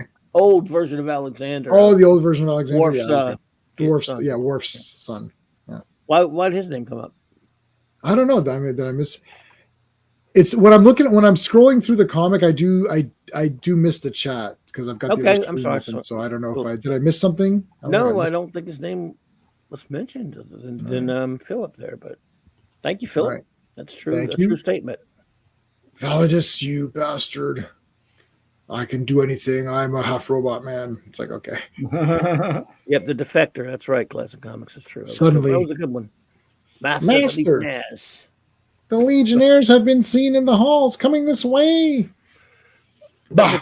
That you'd expect him to sound like, I don't know, so if it's for a 60s cartoon, right? By the way, I pre-ordered all of the entire set of the New Adventures of Batman and Robin, the one where Burt Ward and Adam West did the voice Nice. of the cartoon. All the figures. I do have the DVD of that already, but Yeah. I bought with Batmite. I bought all of the figures, and I got the pink Riddler, the Riddler that's all pink from the intro. Yeah. Nice. Wow. I love a pink Riddler. I mean, it's Love so it. weird that it's just too awesome. Like there's a figure of that now. I can't believe it. I'm just so excited about it. Anyway, it's just so weird. Like as a kid, you're like, why is he all pink? Like this is so weird. It is. It's just so random. Anyways, all right. So the Fatal Five are back. And this is almost the end. Okay, so these guys are now they're being surrounded. So the Fatal Five are controlling all the purple, all of the blue people. And it's 1,000 to 1 is what I think is what they say. There's 1,000 to 1. We could take them. Yes, of course. Superboy probably could. So, and then we've got this cool thing, which I've seen, but have we seen this? Really cool. This is cool. Yeah. I've seen this many times, and I think they've reprinted it a few times. But yeah, just it's funny how it talks a little bit about it numbers them all, so you can go with a little checklist and read the little write up about each character. Bouncing person, streaking person, cosmic person, Saturn person, chameleon colossal person. Yeah, this will be all problematic today. They're gonna have to call it one Naturally. person. Colossal Legion of person, super persons, super person, light light person, person, star Mon person, Monel. Monel Ultra person. person. I don't know. Matter eater. They'd be confused and be like, "Oh, let's just put person just to be safe." Yeah, matter eater individual or matter eater being, matter eater being or something. Oh, my Lord. Oh, I'm doing it. That's it. I'm doing it. I'm renaming them all with today's naming. Person. I'm going to rename them all. I'm going to do invisible individual. Person. Individual. No. Yeah, that's true. Star being. Yeah, I'm going to do invisible individual. Star being is great. I think star being. On L. I'm gonna say Mon L. Oh gosh, I'll come up with something for each one. Oh my god, look at Matter Eater Live. That's just weird. He's in his pants. Prody 2. Oh gosh. Wow. Prody 2. That's a small boat, or she's a giant. Anyway, yeah, that is weird.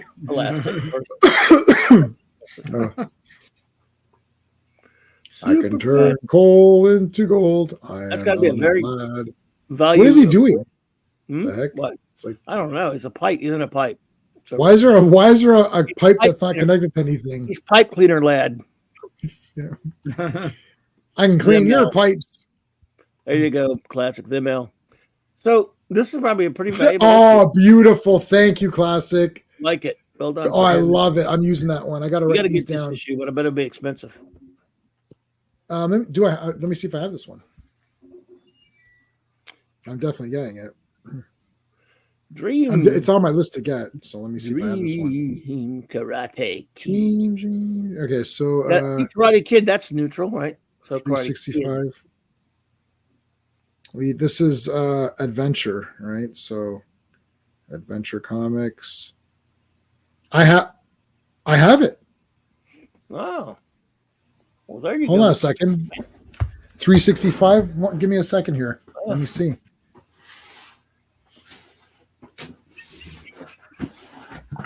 You have good, sir. Oh, what do you mean? Like you have it right there?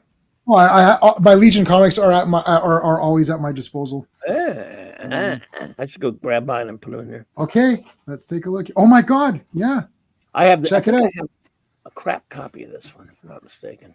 I think I do have a rough copy of this one. There you go. Yeah. Wow. And Awesome. Oh my! I have Adam's covers.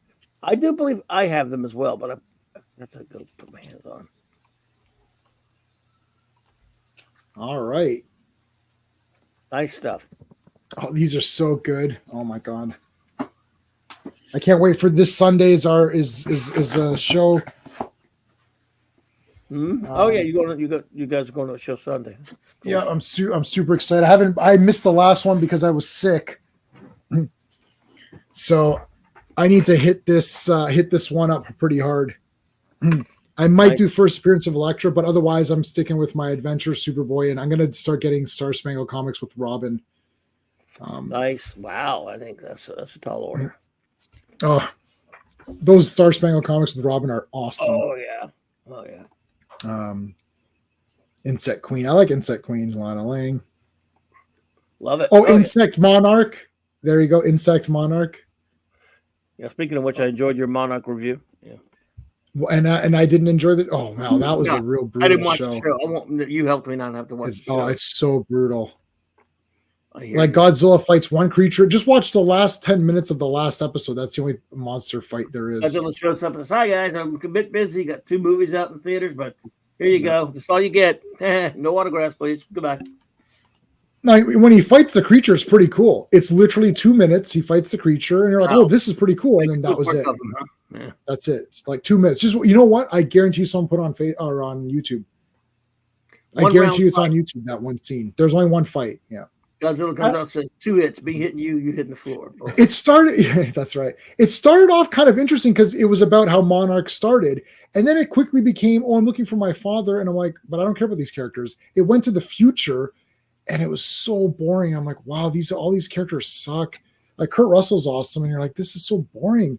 And I'm like, I thought this was about how Monarch started. Because in the beginning, you had the Wyatt Russell.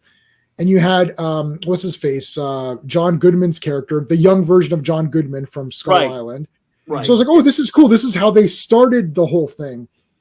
And then about episode 3, they introduced this thing where it's like, oh, we're trying to find this guy. I'm like, okay, well, what does this have to do with anything? And it's like, what does this have to do with Monarch Legacy of Monsters? And then literally nothing happens for 6 episodes in a row. And then the last 2 episodes, they finally go to the Hollow Earth. And the second last episode, they finally go to the Hollow Earth. And I'm like, oh my God, wow. This took forever. It should have been a 2-hour. It could have just been a 2-hour miniseries. And you would have watched it and be like, that was okay. It was a 2-hour miniseries about Monarch. That's kind of neat. And that's it. This 10-part thing, it's not like super garbage. 10 episodes. 10 episodes. Holy crap, man. Wow. This is the 8 of Reacher. They're giving us 10 of this thing. Oh boy. Yeah, they gave 8 Reachers. Yeah, and yeah, most of those were pretty fast, right? Like you got, They never seem slow at all. They go by too fast. They're fast. I know that last episode was super fast. I'm like, whoa, that was like, I'm like, it's all action. Yeah, it's all action. It was all fighting. Yeah. By the way, there's no action in the novel. I finished the novel. There's no action. No, wouldn't be. Yeah. And he doesn't. And he doesn't grab the. So one guy at work's like, he goes, okay. He goes, come on. Reacher's holding the entire thing. I was like, of course he's holding it. Did he have to go kill the bad guys or anything? Well, he just kills them. No. It's not like a long. No, I like it's like he just throws them out he hides in the helicopter. He doesn't get captured in the novel. He doesn't get captured. He just hides in the helicopter. He creates a distraction. He hides in the helicopter. They take off, and then he just comes out of his hiding spot, beats the 2 guys up, and beats them all up, throws them out of the copter. That's it.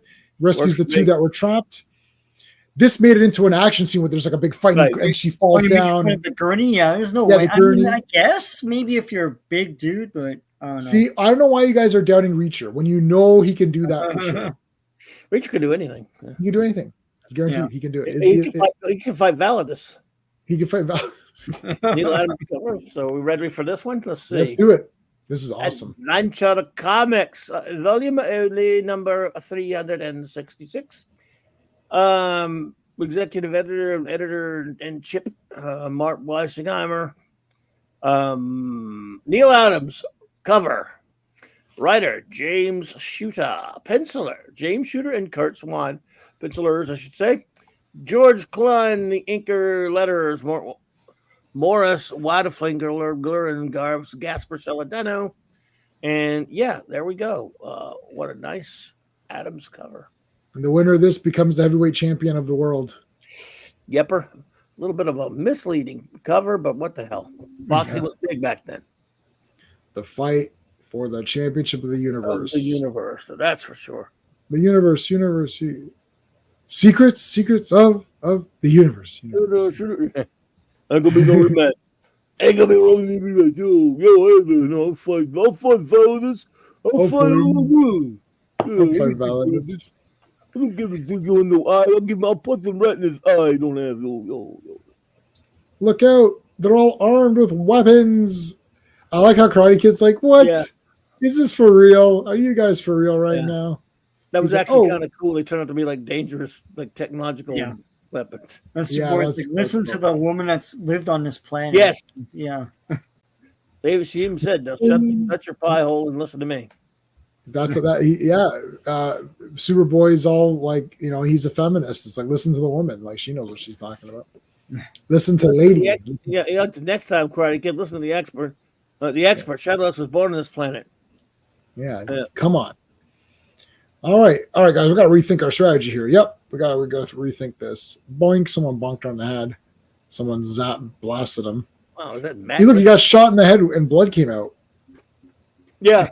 Ouch. Whoa, that's very violent. They have kryptonite weapons, of course. Who doesn't these days?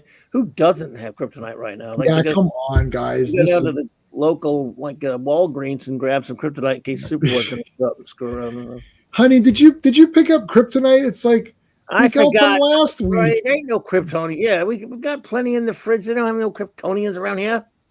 We've got some. We already have it. Well, you never know. There might be a bunch of Krypton exploded, honey. There's no survivors. There's been a lot of survivors. It's like, well, it's like, all right, I'll go back and get some more kryptonite. Got plenty.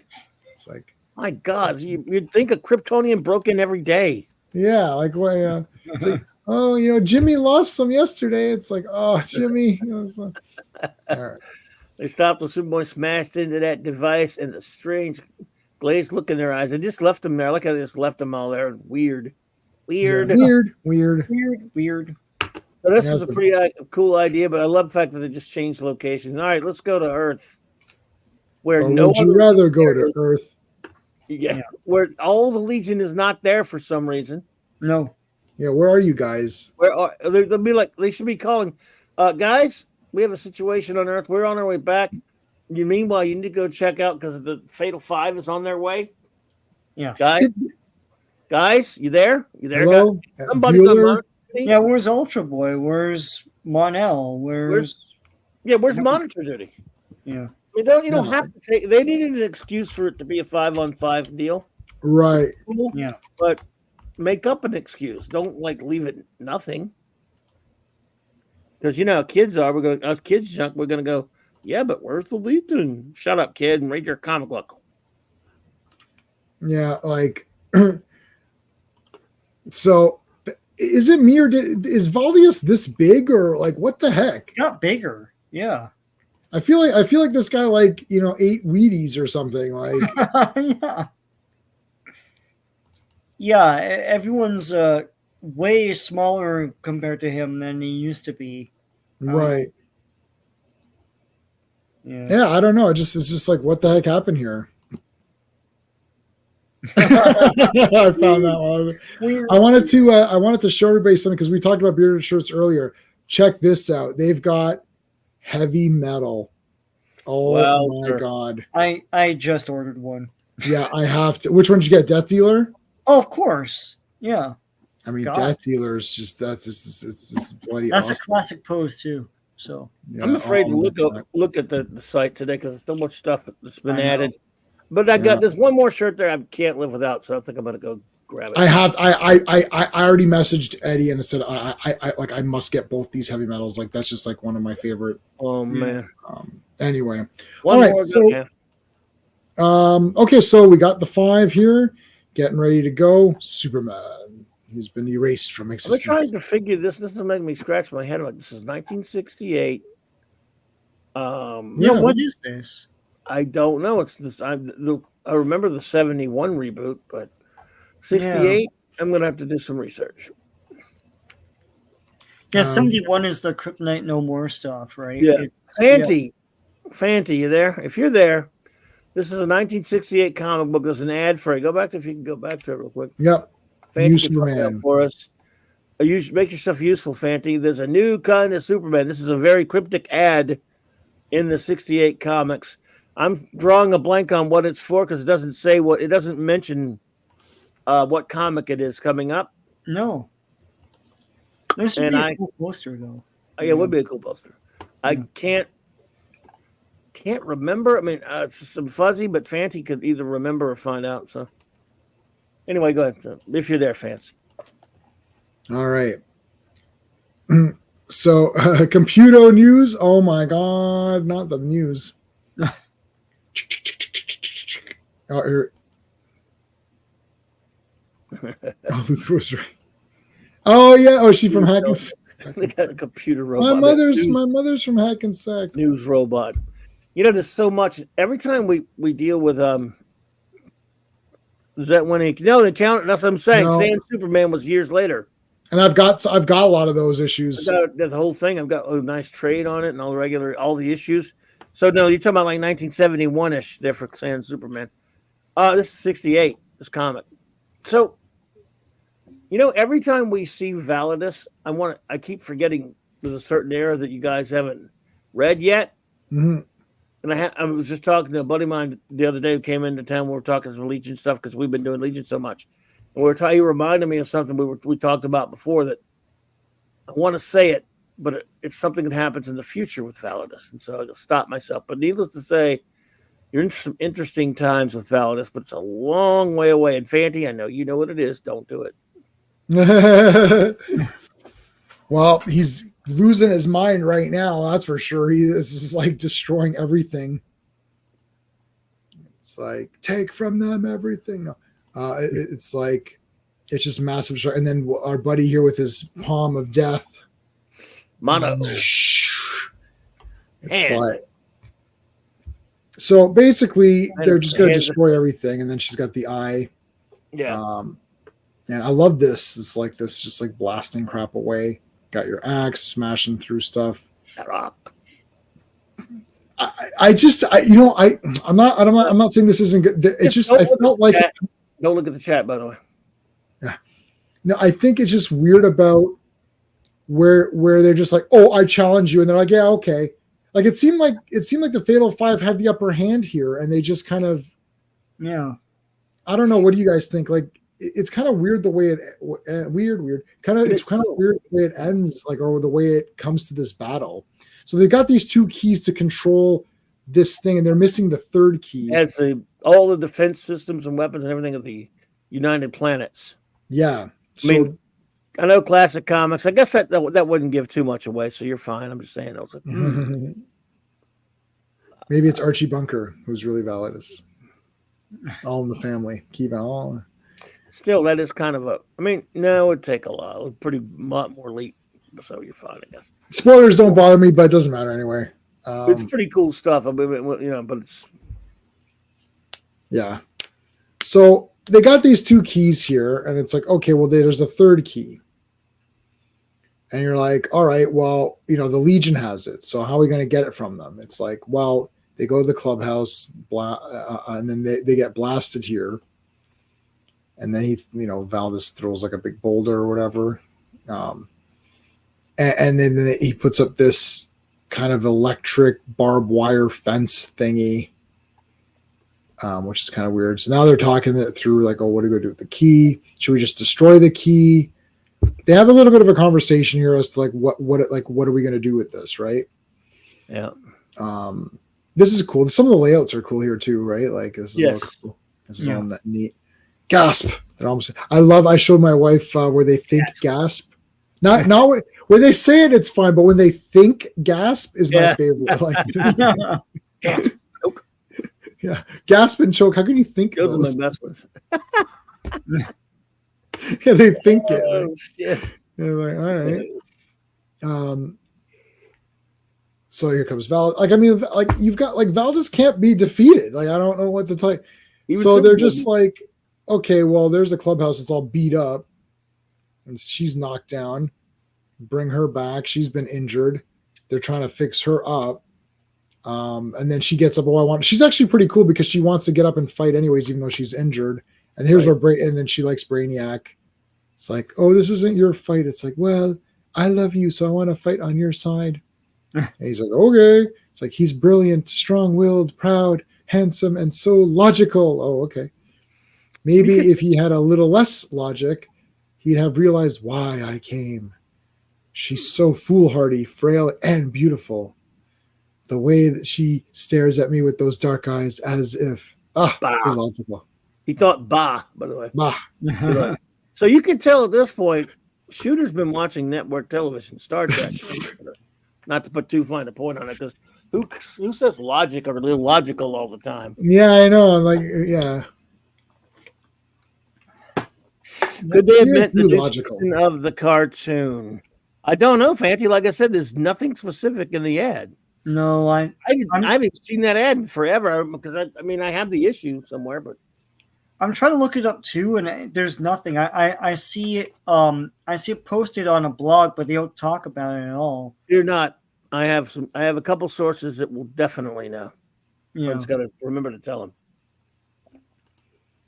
Well, we will get to the bottom of this. I promise. Yeah, like Weisinger leaves in like 2 years from this, so it's not that. Yeah, 71 was the first the big reboot. That led into the Sand Superman saga, which with Danny O'Neill and Swanderson. Yeah, where it says new Superman or something, right? Yeah, that was when he went to WGBS. When the Kryptonite, like you said, it was later called Kryptonite Nevermore. I have a couple. I have a real nice hardcover thing, or maybe is it a hardcover reprint of that whole story. So I like the Sand Superman thing. I just read that. Yeah, I like that story. I saw it. Okay, so Superboy's trying to figure out what to do with this key. Like, do we just give it up? Do we not give it up? It's like I can't just condemn everyone to die on this planet, but also I can't give him the key because then like all the universe will be in jeopardy. What are we gonna do? This page right here, I would like to comment that again. Look, it was fun, all fun and games, seeing the pets and all this really super sillinesses of that pet story we just did. This one, I mean, it's pretty weighty for kids junk of the time. Yeah, and they're all having a real conversation. There's actually true. There's stakes and there's drama in this one, which again for a 14-year-old writer, 13, and they're like, it was supposed to shut up all of you. I can't sign the death warrant of 50 million people, but I can't surrender the universe with a fatal 5 either. Yeah. Somehow we must find another course. Quickly, time is running out. So it's dramatic. Good stuff. Yeah. Yep, this is all good. So now he basically says, I challenge you to a fight to the finish. I feel like the Fatal 5 had the upper hand here. Like, I don't know if they would have accepted. Yeah, but they're hubris. It's like they think they're better than everyone. So like, we're going to take them, Yeah. So, So he's playing to that. He's usually the super smarts, man. Yeah. Yeah, Fancy, I'm the same way. I've been a while since I've seen that. This is the first time I've seen the ad in forever. I forgot all about it, but I don't know what it is either. There was nothing, they didn't do revampy stuff at the time. So this is a curious ad because it's just bizarre. Maybe it looks kind of modern when you look at it. It's kind of weird. What if someone stuck that in there in that scan? I have to check What if they just lied? What if a new Superman? You're like, yeah, that's true. What if it's not in that comic? I don't have it in front of me, but anyway. I do have this one. Today, if you could check, see if it's in there better or whatever. See if it's in there. Yeah, I can check and see if it's in there. So, this is almost 1 week. I can check when this is done. All right, so they just go right into like fighting, and now the rest of this is all fighting. Right. They each take up guy. Yeah, they needed 5-on-5, right? To make this is cool 200th issue. I love this ad right here because I've always loved that cover for 200. It's just sort of cool. One of these. I don't know what's the 1, 2, 3. They all go all the way up to 199. All 200, yeah. Love awesome. It. Yeah, Adam's cover again. The Legion Outpost. Legion Outpost time, and I like this here. This like shoulder blast. I like the circulation report. For some reason, they have to used to put in comics. Yeah, they have to put it here. Let's see. So this is what? How do we see which one's what? I don't. Total paid. This is for this comic? Yes. So 700,000? Either this comic or the series in general. Or wow, that's great. That's pretty good. This for the publication, the year of publication of the Adventure Comics. Wow. Anyway. Yeah, number printed is 707,000. Wow. That Single wasn't even issue- near the top of DC either. Yeah. 12 That's page. crazy. Now they can't sell 3 copies. But the thing that's different about that, again, the thing about that, yes, it's true that a lot of it was returnable. In fact, they didn't have everything was returnable. They didn't have direct sales in those days. But still, those are orders from retailers. Yeah. I mean, those are and newsstands. Yeah. Oh yeah. Yeah, and by this time they know if it's selling. right. Like by this time the newsstands will know. Right, drugstores, mom and pop shops, you have 7-Elevens. If they had 7-Elevens at that point, they did have some, that kind of thing. Convenience stores, drugstores. Yeah, this is really neat. These reports or whatever. Yeah, nowadays like 100,000 is a super hit. 100,000 would be insane. It would like monstrous. Yeah, that's like lottery for them. No way, nothing's hitting that. I don't think anything's hitting that. Yeah, like when we were kids, it was in the millions, which was crazy. But like when we were teenagers. In the 90s, but yeah. Well, yeah, X-Force 5 million. X-Force number 1, 5 million copies. Like X-Men was 8 million. X-Men was 8 million. Yeah. Yeah. Jesus, 8 million. I know. Yep. Now that one did have multiple covers, so it's a little bit of a gimmick. Yeah, but... like Rob Liefeld always points out, X-Force 2 was like 2 million or 3 million or something. Right. So it was selling in the millions without the gimmick.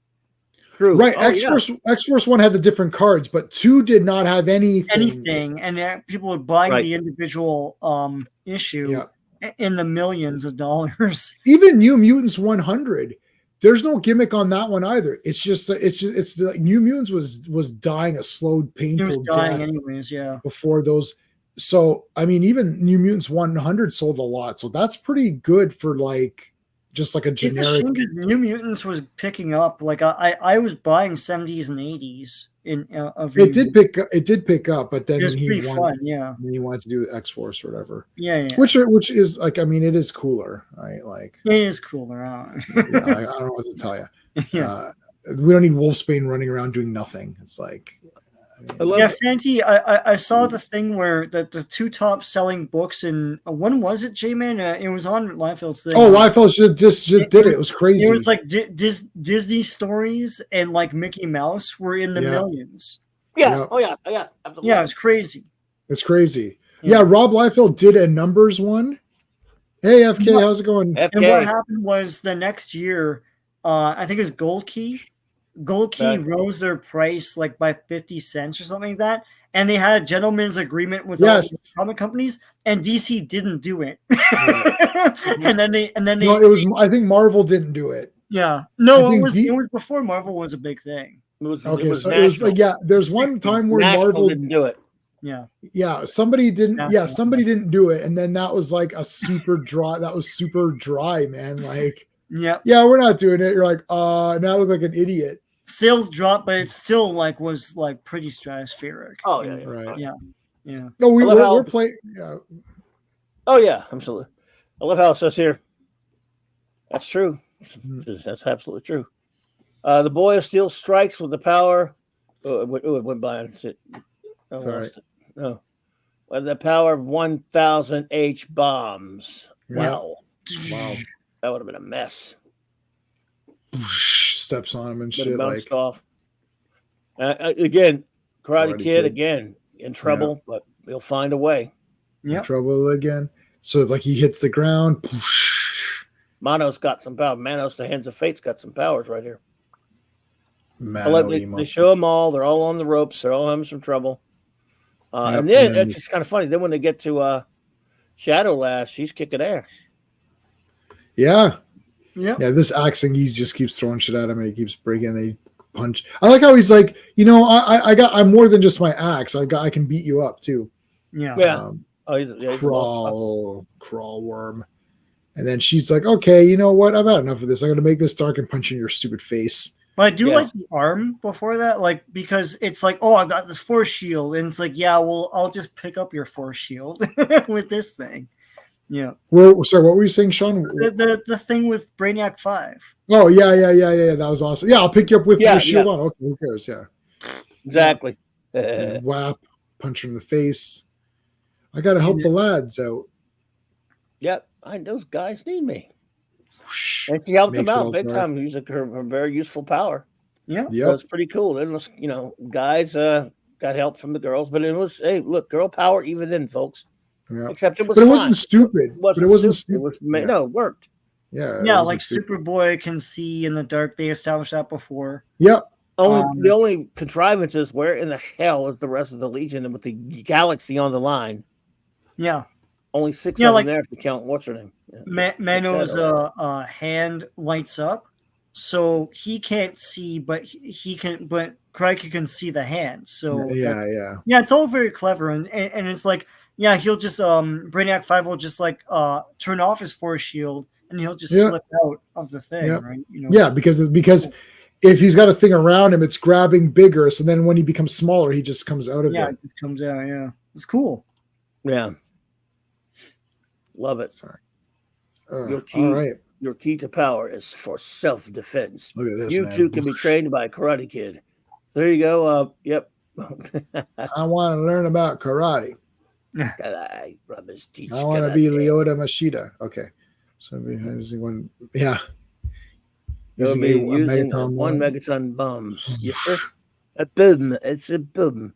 He must have learned about H bombs that day in school, and then he heard about H bombs. That's pretty cool. Because you see, it's like, no matter what he puts in this comic, he's like, "Oh, I guess you learned that day, huh? I guess you were watching Star Trek when you wrote this, eh? Like grade 9 or whatever, yeah. Jimmy, you're so smart, eh? Right in your stupid comics. The Empress recovered, and between her eye and Validus, flashing bolts, my shadow has been dissipated. But at last, we're back on our feet, ready to kick some crappers. It's like, and then the eye here, the great eye. This guy's like, "Whoa, here comes the police!" All right, we gotta get it. We gotta get the hell out of here. Bah, defeated. This is your fault. It is his fault. I agree. Yep, but they got away. They let him get away. Well, where's the rest of the Legion? I don't know. They're all screwed up somewhere. Thank you for saving us. But where are the others? I really don't know. And to quite frankly, I'm a little bit ticked off on all this. It's like, where are they going to show up? Hey guys, you got anything interesting lately? Yeah.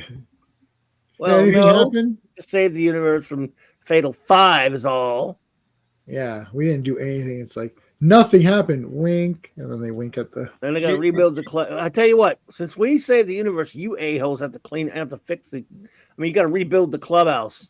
Yeah, they all got their badges. Even Chewbacca. Poor old Fortress lad's been injured. Yeah, Fortress. So, Shadow Lass is putting her arm in. Yeah. Brainiac 5's arm there. Woo! What's going on here? She's also, not part of the Legion. Sworn in, or? Yeah, they swore in, right? They swore in earlier. Yeah.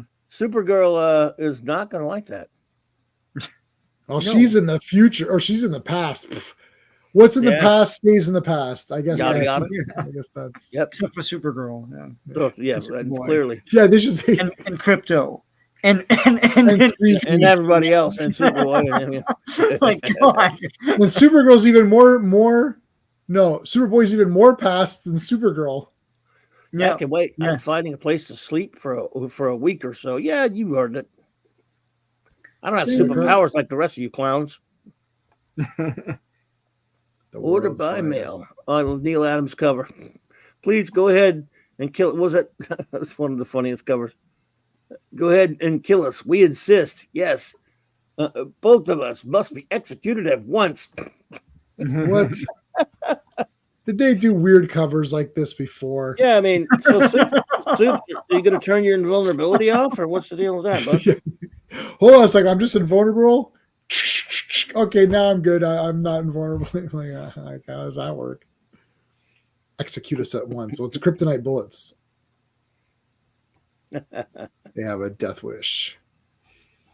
That is it. Okay, so let's take a look. Since there was some question about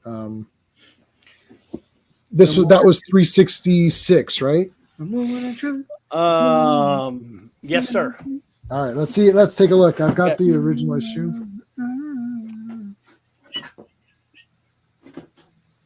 There we go. So yeah, it's It could have been a weird scan that company scanning, that site scanning something that doesn't belong there. That's what it looks like to me. It's after page 4. I don't know why this guy had to put 3 pieces of tape on here. It's extra special, man. Now, don't mess up your comic on our account. But I won't mess it up. Rip. No. Okay. I hate when the tape gets on. Yeah. I do like the smell though. Oh no, it's there. 60s. Oh no, hold on. Whoa! Hold on. It is. There you go. Wow. I'm looking into this one. I will.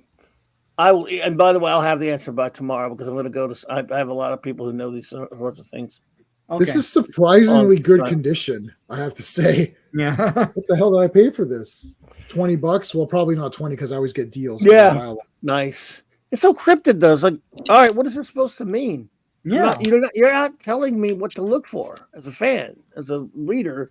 You're not giving us anything other than new content. What does that even mean? He's got the time Superman was in 4 titles. Yeah. Superman Action, World's Finest, Justice League. I mean, what? Yeah, there's no like issue number.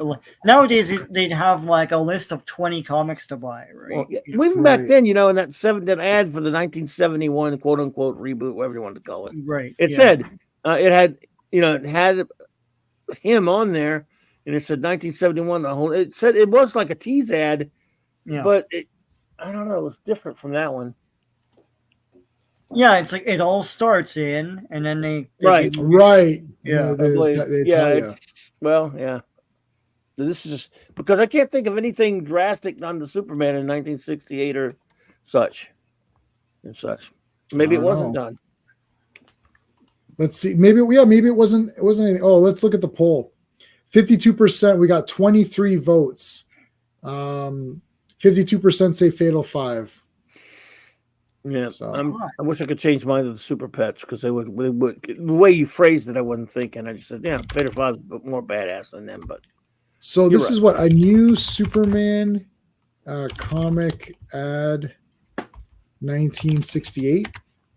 You'll probably find the ad. I found it, but there's nothing said about it. Huh? You're like, what does it refer to? What issue was the new Superman thing? The sand? It was like or 71. It was Superman. So it's in Superman, not in action. Superman Saga. That wasn't Superman, yeah. Yeah, so it was in Superman. I feel like it's 260 something or something. 233 230 something? I thought it was 233, but I could be wrong. Let me see, 233. Yeah, something 230 something or other.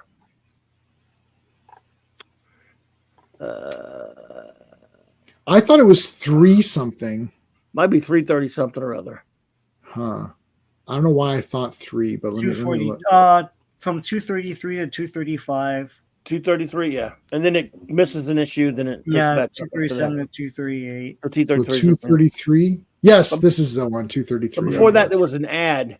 Like Superman 1971. I bet if I Googled that, it would show me that ad. Let me see. So, FK, I think FK sent me something just now. Let's see.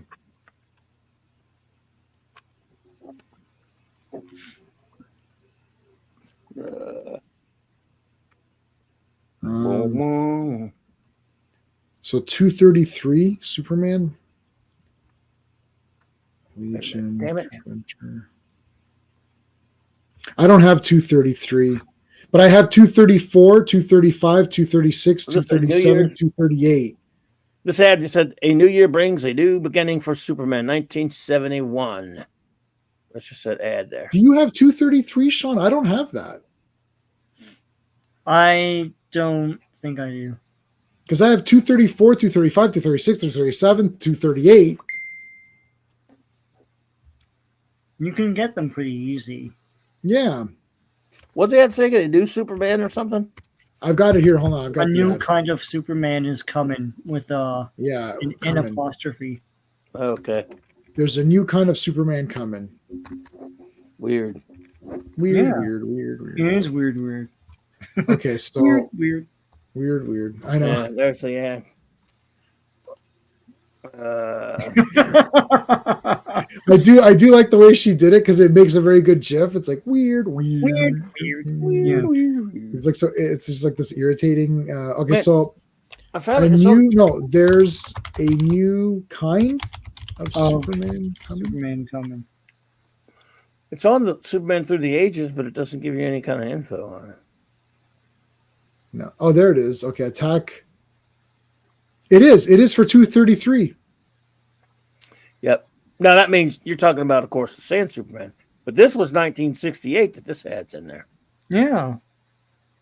Maybe it was 3 years ahead.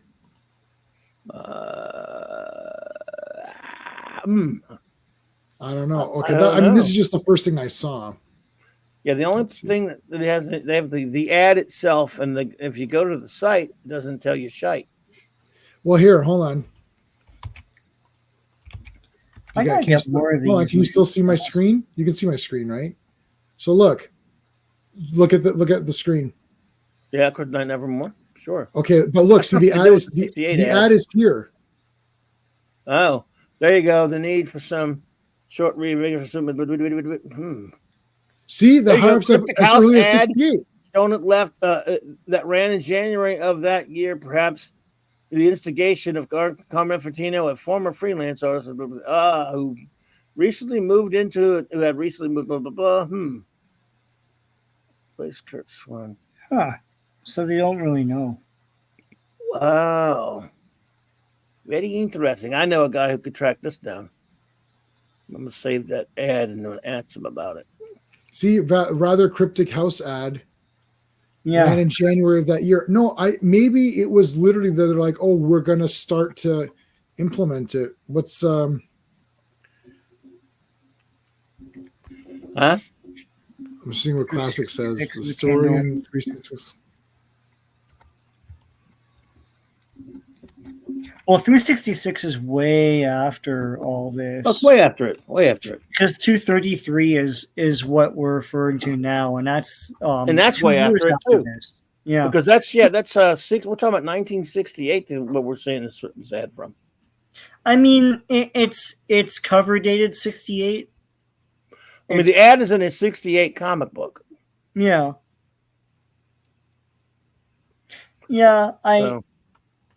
I don't know if they're confusing. I mean, if they're saying this house ad has to do with it, fine. But like that means that they were thinking about this for a long time. Where's that ad? So there was a bit more tinkering done in the mid 1968 as Mort was actually replaced as editor on one of his titles, Superboy. Yes, by Murray Boltinoff. Boltinoff, and then Schwartz came on later. Until 1970, when the editor himself demanded last time. Carmine Infantino by then. So that no one knows what that ad was supposed to mean. It's a weird thing to waste a page on for an ad. Yeah. It's bizarre. Yeah, I'm thinking maybe it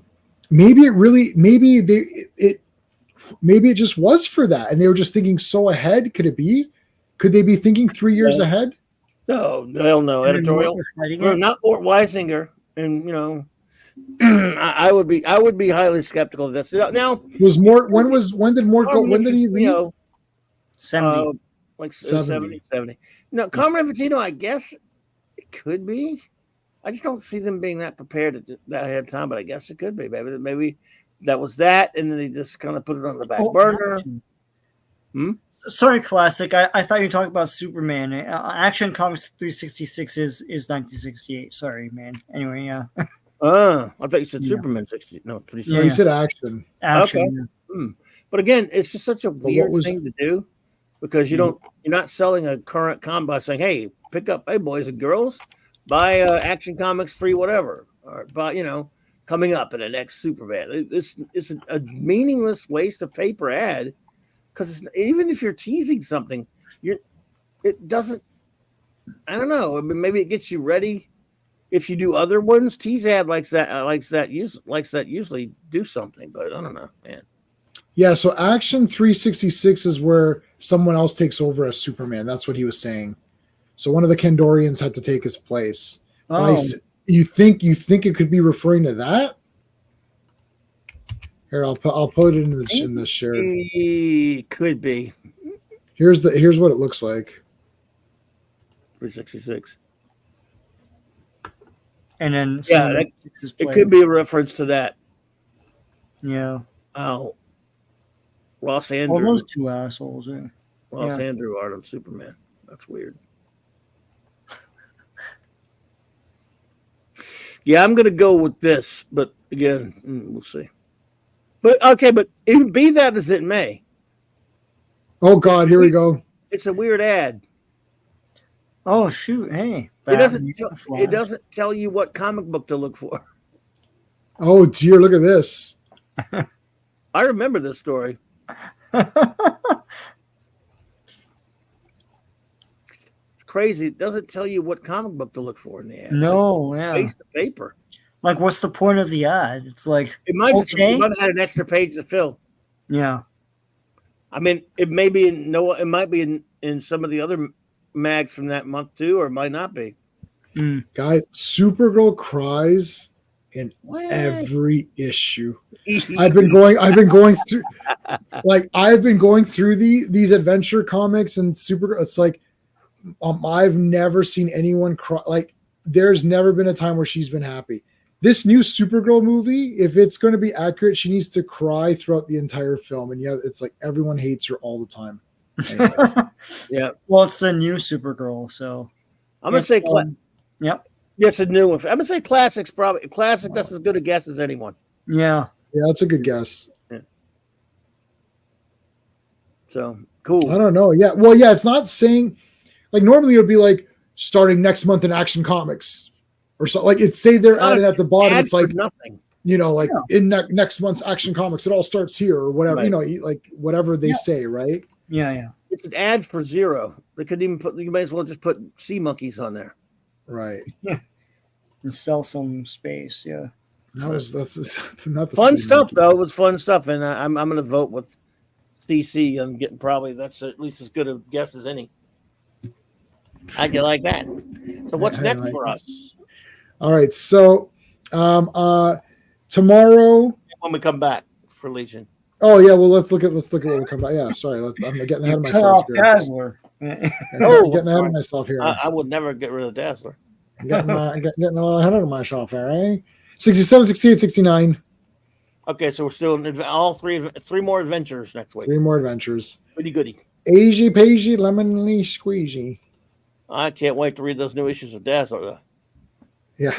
So that's tomorrow night. Same time, same channel. I'm going to catch up. I am going to catch up. I'm going to read 8 issues of Dazzler.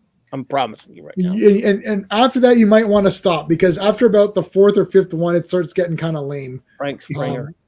Well, is this hard, honest truth here? Is it the straight talk? It's a little bit like this. Like issue 8's pretty whatever. How many issues was this? 40 something. Oh wow, that's pretty good. I've got them all. All I was saying before is the way we acted towards people, the snobby way we treated people who bought Dazzler. We used to grab a few of your kind and bend them over as a toast rack. Listen, no nerds ever looked down.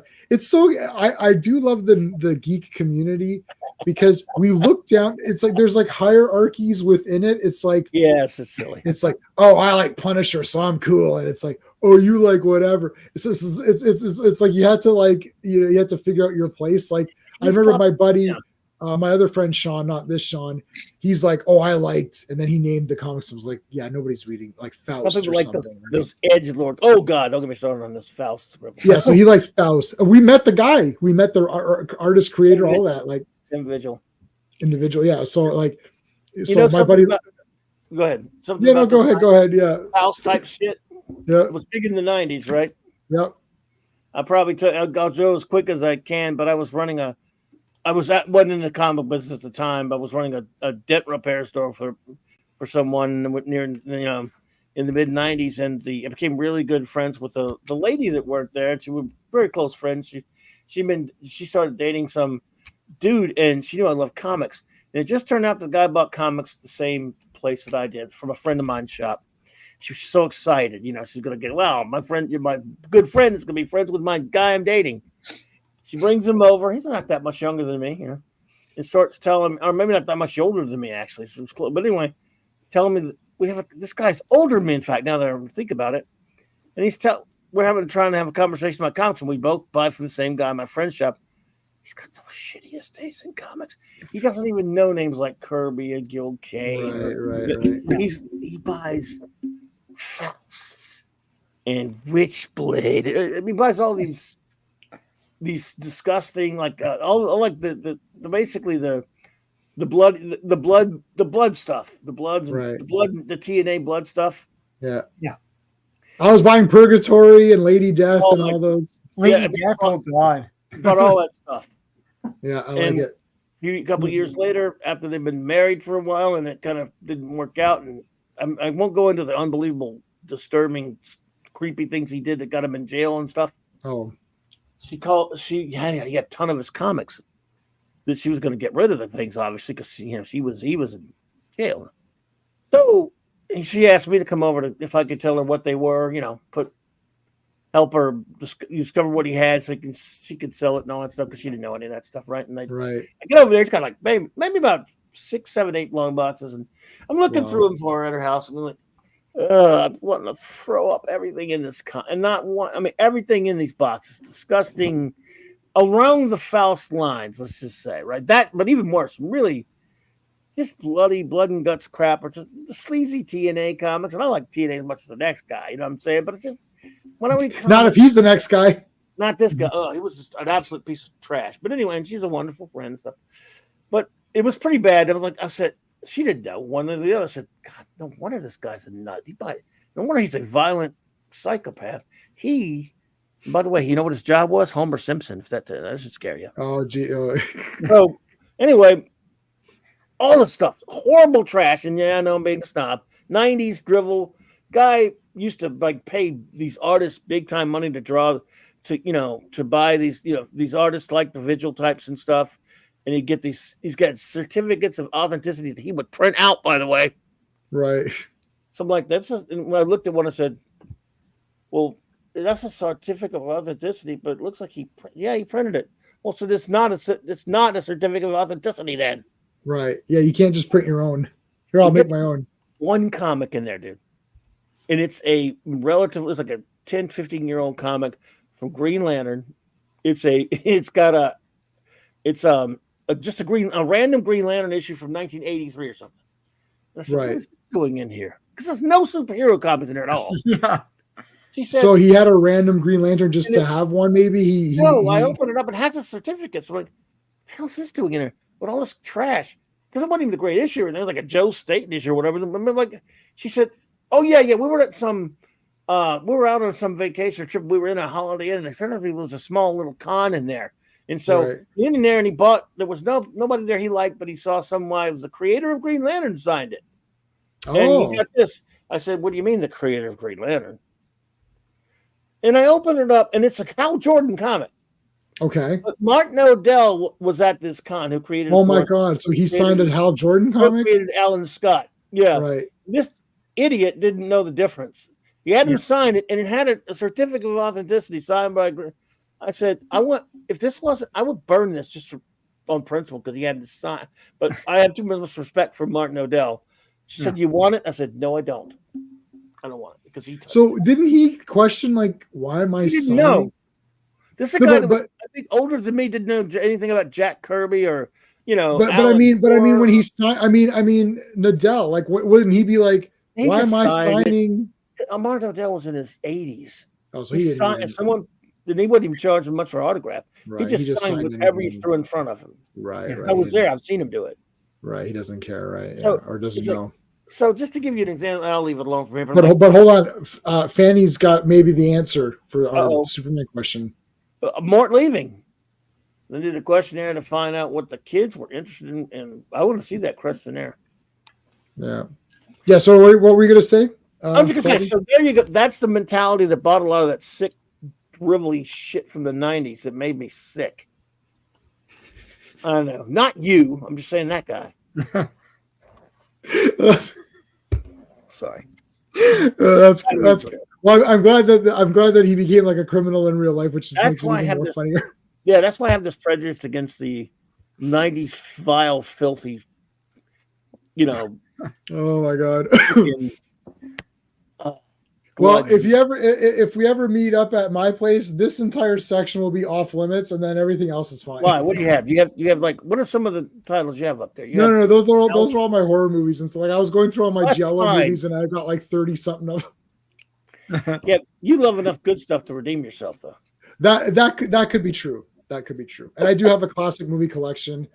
The thing is like I was talking to Sean. We're just like Sean and I are talking about stuff. It's like we're watching those Italian Giallo movies, and then I'm watching like James Cagney movies, and then I pop in like I watched yesterday. I started watching One Day at a Time again because I used to like that as a kid. Like it's like, what is happening? Like, well, this guy would never know any of that stuff. So, yeah. Did you buy Faust, or did you like that kind of stuff? No, I didn't like Faust, but my friend really. I did buy the movie though. What? I like superhero comics with action. I never even bought horror comics, which is weird because I love horror movies, but I don't actually like horror comics as much. When Walking Dead came out, I love zombie movies. Sean and I we watched so many zombie movies. Like we would just buy anything with zombies. And Sean got the comics, I remember, but I love them. Yeah. Yeah, I actually like zombies. To me, zombies are a live action movie thing. If I see them in comic books or I see them in cartoons or in novels, I'm not as interested. I don't know. For novels, I like my pulp stuff or I like science fiction. So right. I like Philip K. Dick and Bradbury and those kind of guys for novels. Or the pulp novels that I'm reading. For comic books, I like superhero comics.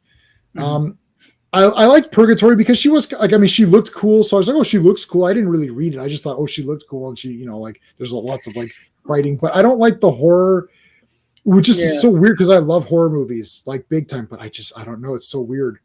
Yeah, I was a big fiend for the EC reprints in the 90s. Oh, yeah. I snapped any of them. I like those, yeah. And I thought they were awesome, and then I read them just before the show came out here, and I didn't like the show. The show was great, but I didn't like the show as much because it was like jokey versions of the stories. The comic are like real horror stories. They're great. So there were probably plenty of lovely, wonderful people that bought Faust or any of these other comics I'm talking about. Yeah. That's all this guy had. Yeah. And he treated, this is a guy, he was older than me or my age, or close to it, and didn't know anything. He bought comics forever, and that's all he bought. Remember, because there was a lot of that stuff in the 90s. It's so, that is weird that's the only thing he bought. Weird. Yeah. So. Yeah, there's a lot of weird, just like blood and TNA stuff. In the 90s? Oh, God, there was so much. A lot of black and white titles. Like, it's possible for you to just buy those and that's it, right? Here it is. This one. There was grips. Right, like all these kind of weird. Yeah, Tim Vigil. I don't know. Does he still do anything? This never interested me. It just seemed like me either. Too highbrow. Like, I don't know. Not highbrow, but like just not as exciting. There was did you guys buy Witchblade, that kind of stuff? Well, I love Witchblade, yeah. J-Man loves Witchblade. Not Witchblade. I might not be thinking of Witchblade, though. I might be getting my wires crossed. It was one of those, because there were a lot of, and again, there's nothing like wrong with it, but there were a lot of it's just a big, the TNA comics that had nothing to them but a bunch of black and white. Yeah, the Bad Girl era. Right, yes. That's what I guess we called it. Well, like Vampirella was big again in the 90s, because when I saw her in comics then, I didn't know about the old Warren magazines. I just thought that she was just a comic character, and they're publishing these color comics with her. Thanks, Fanty. Yeah. Well, the thing, and you mentioned that, Sean and J-Man, like you said, Sean, or I think maybe you said, J-Man, you love horror, but it's not necessarily care about it in the comics that much. I like TNA, if I'm looking at it on Instagram or whatever. I want comics. I want them to be, it's not, some of the art, the women look good in some of the art, of course. Right. You can get that. You can get that in other venues. As a comic book need to be that. Look, I bought Penthouse comics, but let's face it, it had Adam Hughes drawing with them. I'm bought. They're coming back in Feb. One coming out. Yeah, I actually bought that. I got to admit, but it was hot. I mean, they were hot chicks, you know. Yeah. It was superhero parody type stuff with some good art. But it wasn't the only thing that I bought either. I mean, it's just like I bought it for the hell of it. They're bringing back Penthouse comics, really. Yep, starting in Feb. I'll get it. I'll get number 1. I'll get it. I mean, Heavy Metal. The cover looks great. Heavy Metal died last Omni year, Comics. so I'll get this. I bought Omni Comics at the same time when those were coming out. Yep, Omni Comics. The first one had Thunder Agents in it. Oh, cool. Yeah, I like Heavy Metal magazine or whatever, so I liked that too. I had a subscription to that, where I had a subscription to Fangoria and Heavy Metal, so I'd get that in the mail. That was awesome. Classic. So I liked Heavy Metal. Classic. You have no proof of that. Can't prove that. Only fools? Oh no. Only fools? Yeah. Yeah, I don't think anyone's gonna be signing up for any of that kind of stuff. It's like, I don't know why. No. But anyway, all right. Well, I guess my plan of doing a Faust Fridays live stream is not going to happen. Well, if you insist, I'll do it. But only if Sean's going to be there. Yeah, Sean will be there for sure. I just want to point out my buddy Owen. He's got the Action Elite web YouTube channel. It's awesome. I'm on it every Wednesday. Sean is on it at least one Wednesday a month or whatever. Yeah. You'll probably be on tomorrow. You'll be on this Wednesday, right? Because So this Wednesday we're doing Reacher, season 2. Last week we did Beekeeper or something. We did one live stream. Oh, dude, 2 of the live streams that I'm on have 50,000 views. Good Lord! Wow. Yeah, and it was Passenger 57. Oddly enough. Yeah. Wait a minute. You didn't review the first 56 movies? No, we skipped those. I didn't see them. I heard they're all standalone, so it didn't matter. Okay. So I did that. So I'm on there Wednesday. He plugged you there. You think you get some flow from over there, but when you go on the big screens, it don't really. Well, no, I know I have more subscribers than he does, and he's not monetized. But really, yeah, his website is actually very popular. Well, Reacher's very popular. Yeah, like I don't know, like it is what it is. But I'm on the streams and like my channel's there and all that. So anyway, well, there you go. All right, Clobby, what do you got going on in half an hour? Half an hour, I'll be on there doing Monday Night Marksy Comics Talk. So I'll be talking about comics. There you go. And the rest of the shows throughout the course of the week, of course. Sean, what's going on? You're posting stuff I saw. Yeah, I've been posting comic reviews, and I'll get the new comics Wednesday or Thursday or so. And I hope to post movie reviews soon as well. So tune into my channel, Decepticon77. And of course, I'm here on Monday with Legion and Friday with Fearless Fridays. Yeah. All right. Oh, and so he put up the Grayskull. I made a Grayskull thing. My name and a lot of my branding is based on He-Man, yet I do 0 He-Man related streams. Because He-Man sucks right now. I don't mind the CGI cartoon. Thursday. Yeah, I'll watch it. I know you're gonna watch it. My comic shop. Next February 7th, my comic shop, Amy Jo Johnson's going to be there signing. I've got my thing pre-ordered. She wrote a comic with her husband, I think, for Power Rangers. So Pink Ranger's going to be there. I'm going to get a picture with her. I already got the signed comic guaranteed. I already ordered it.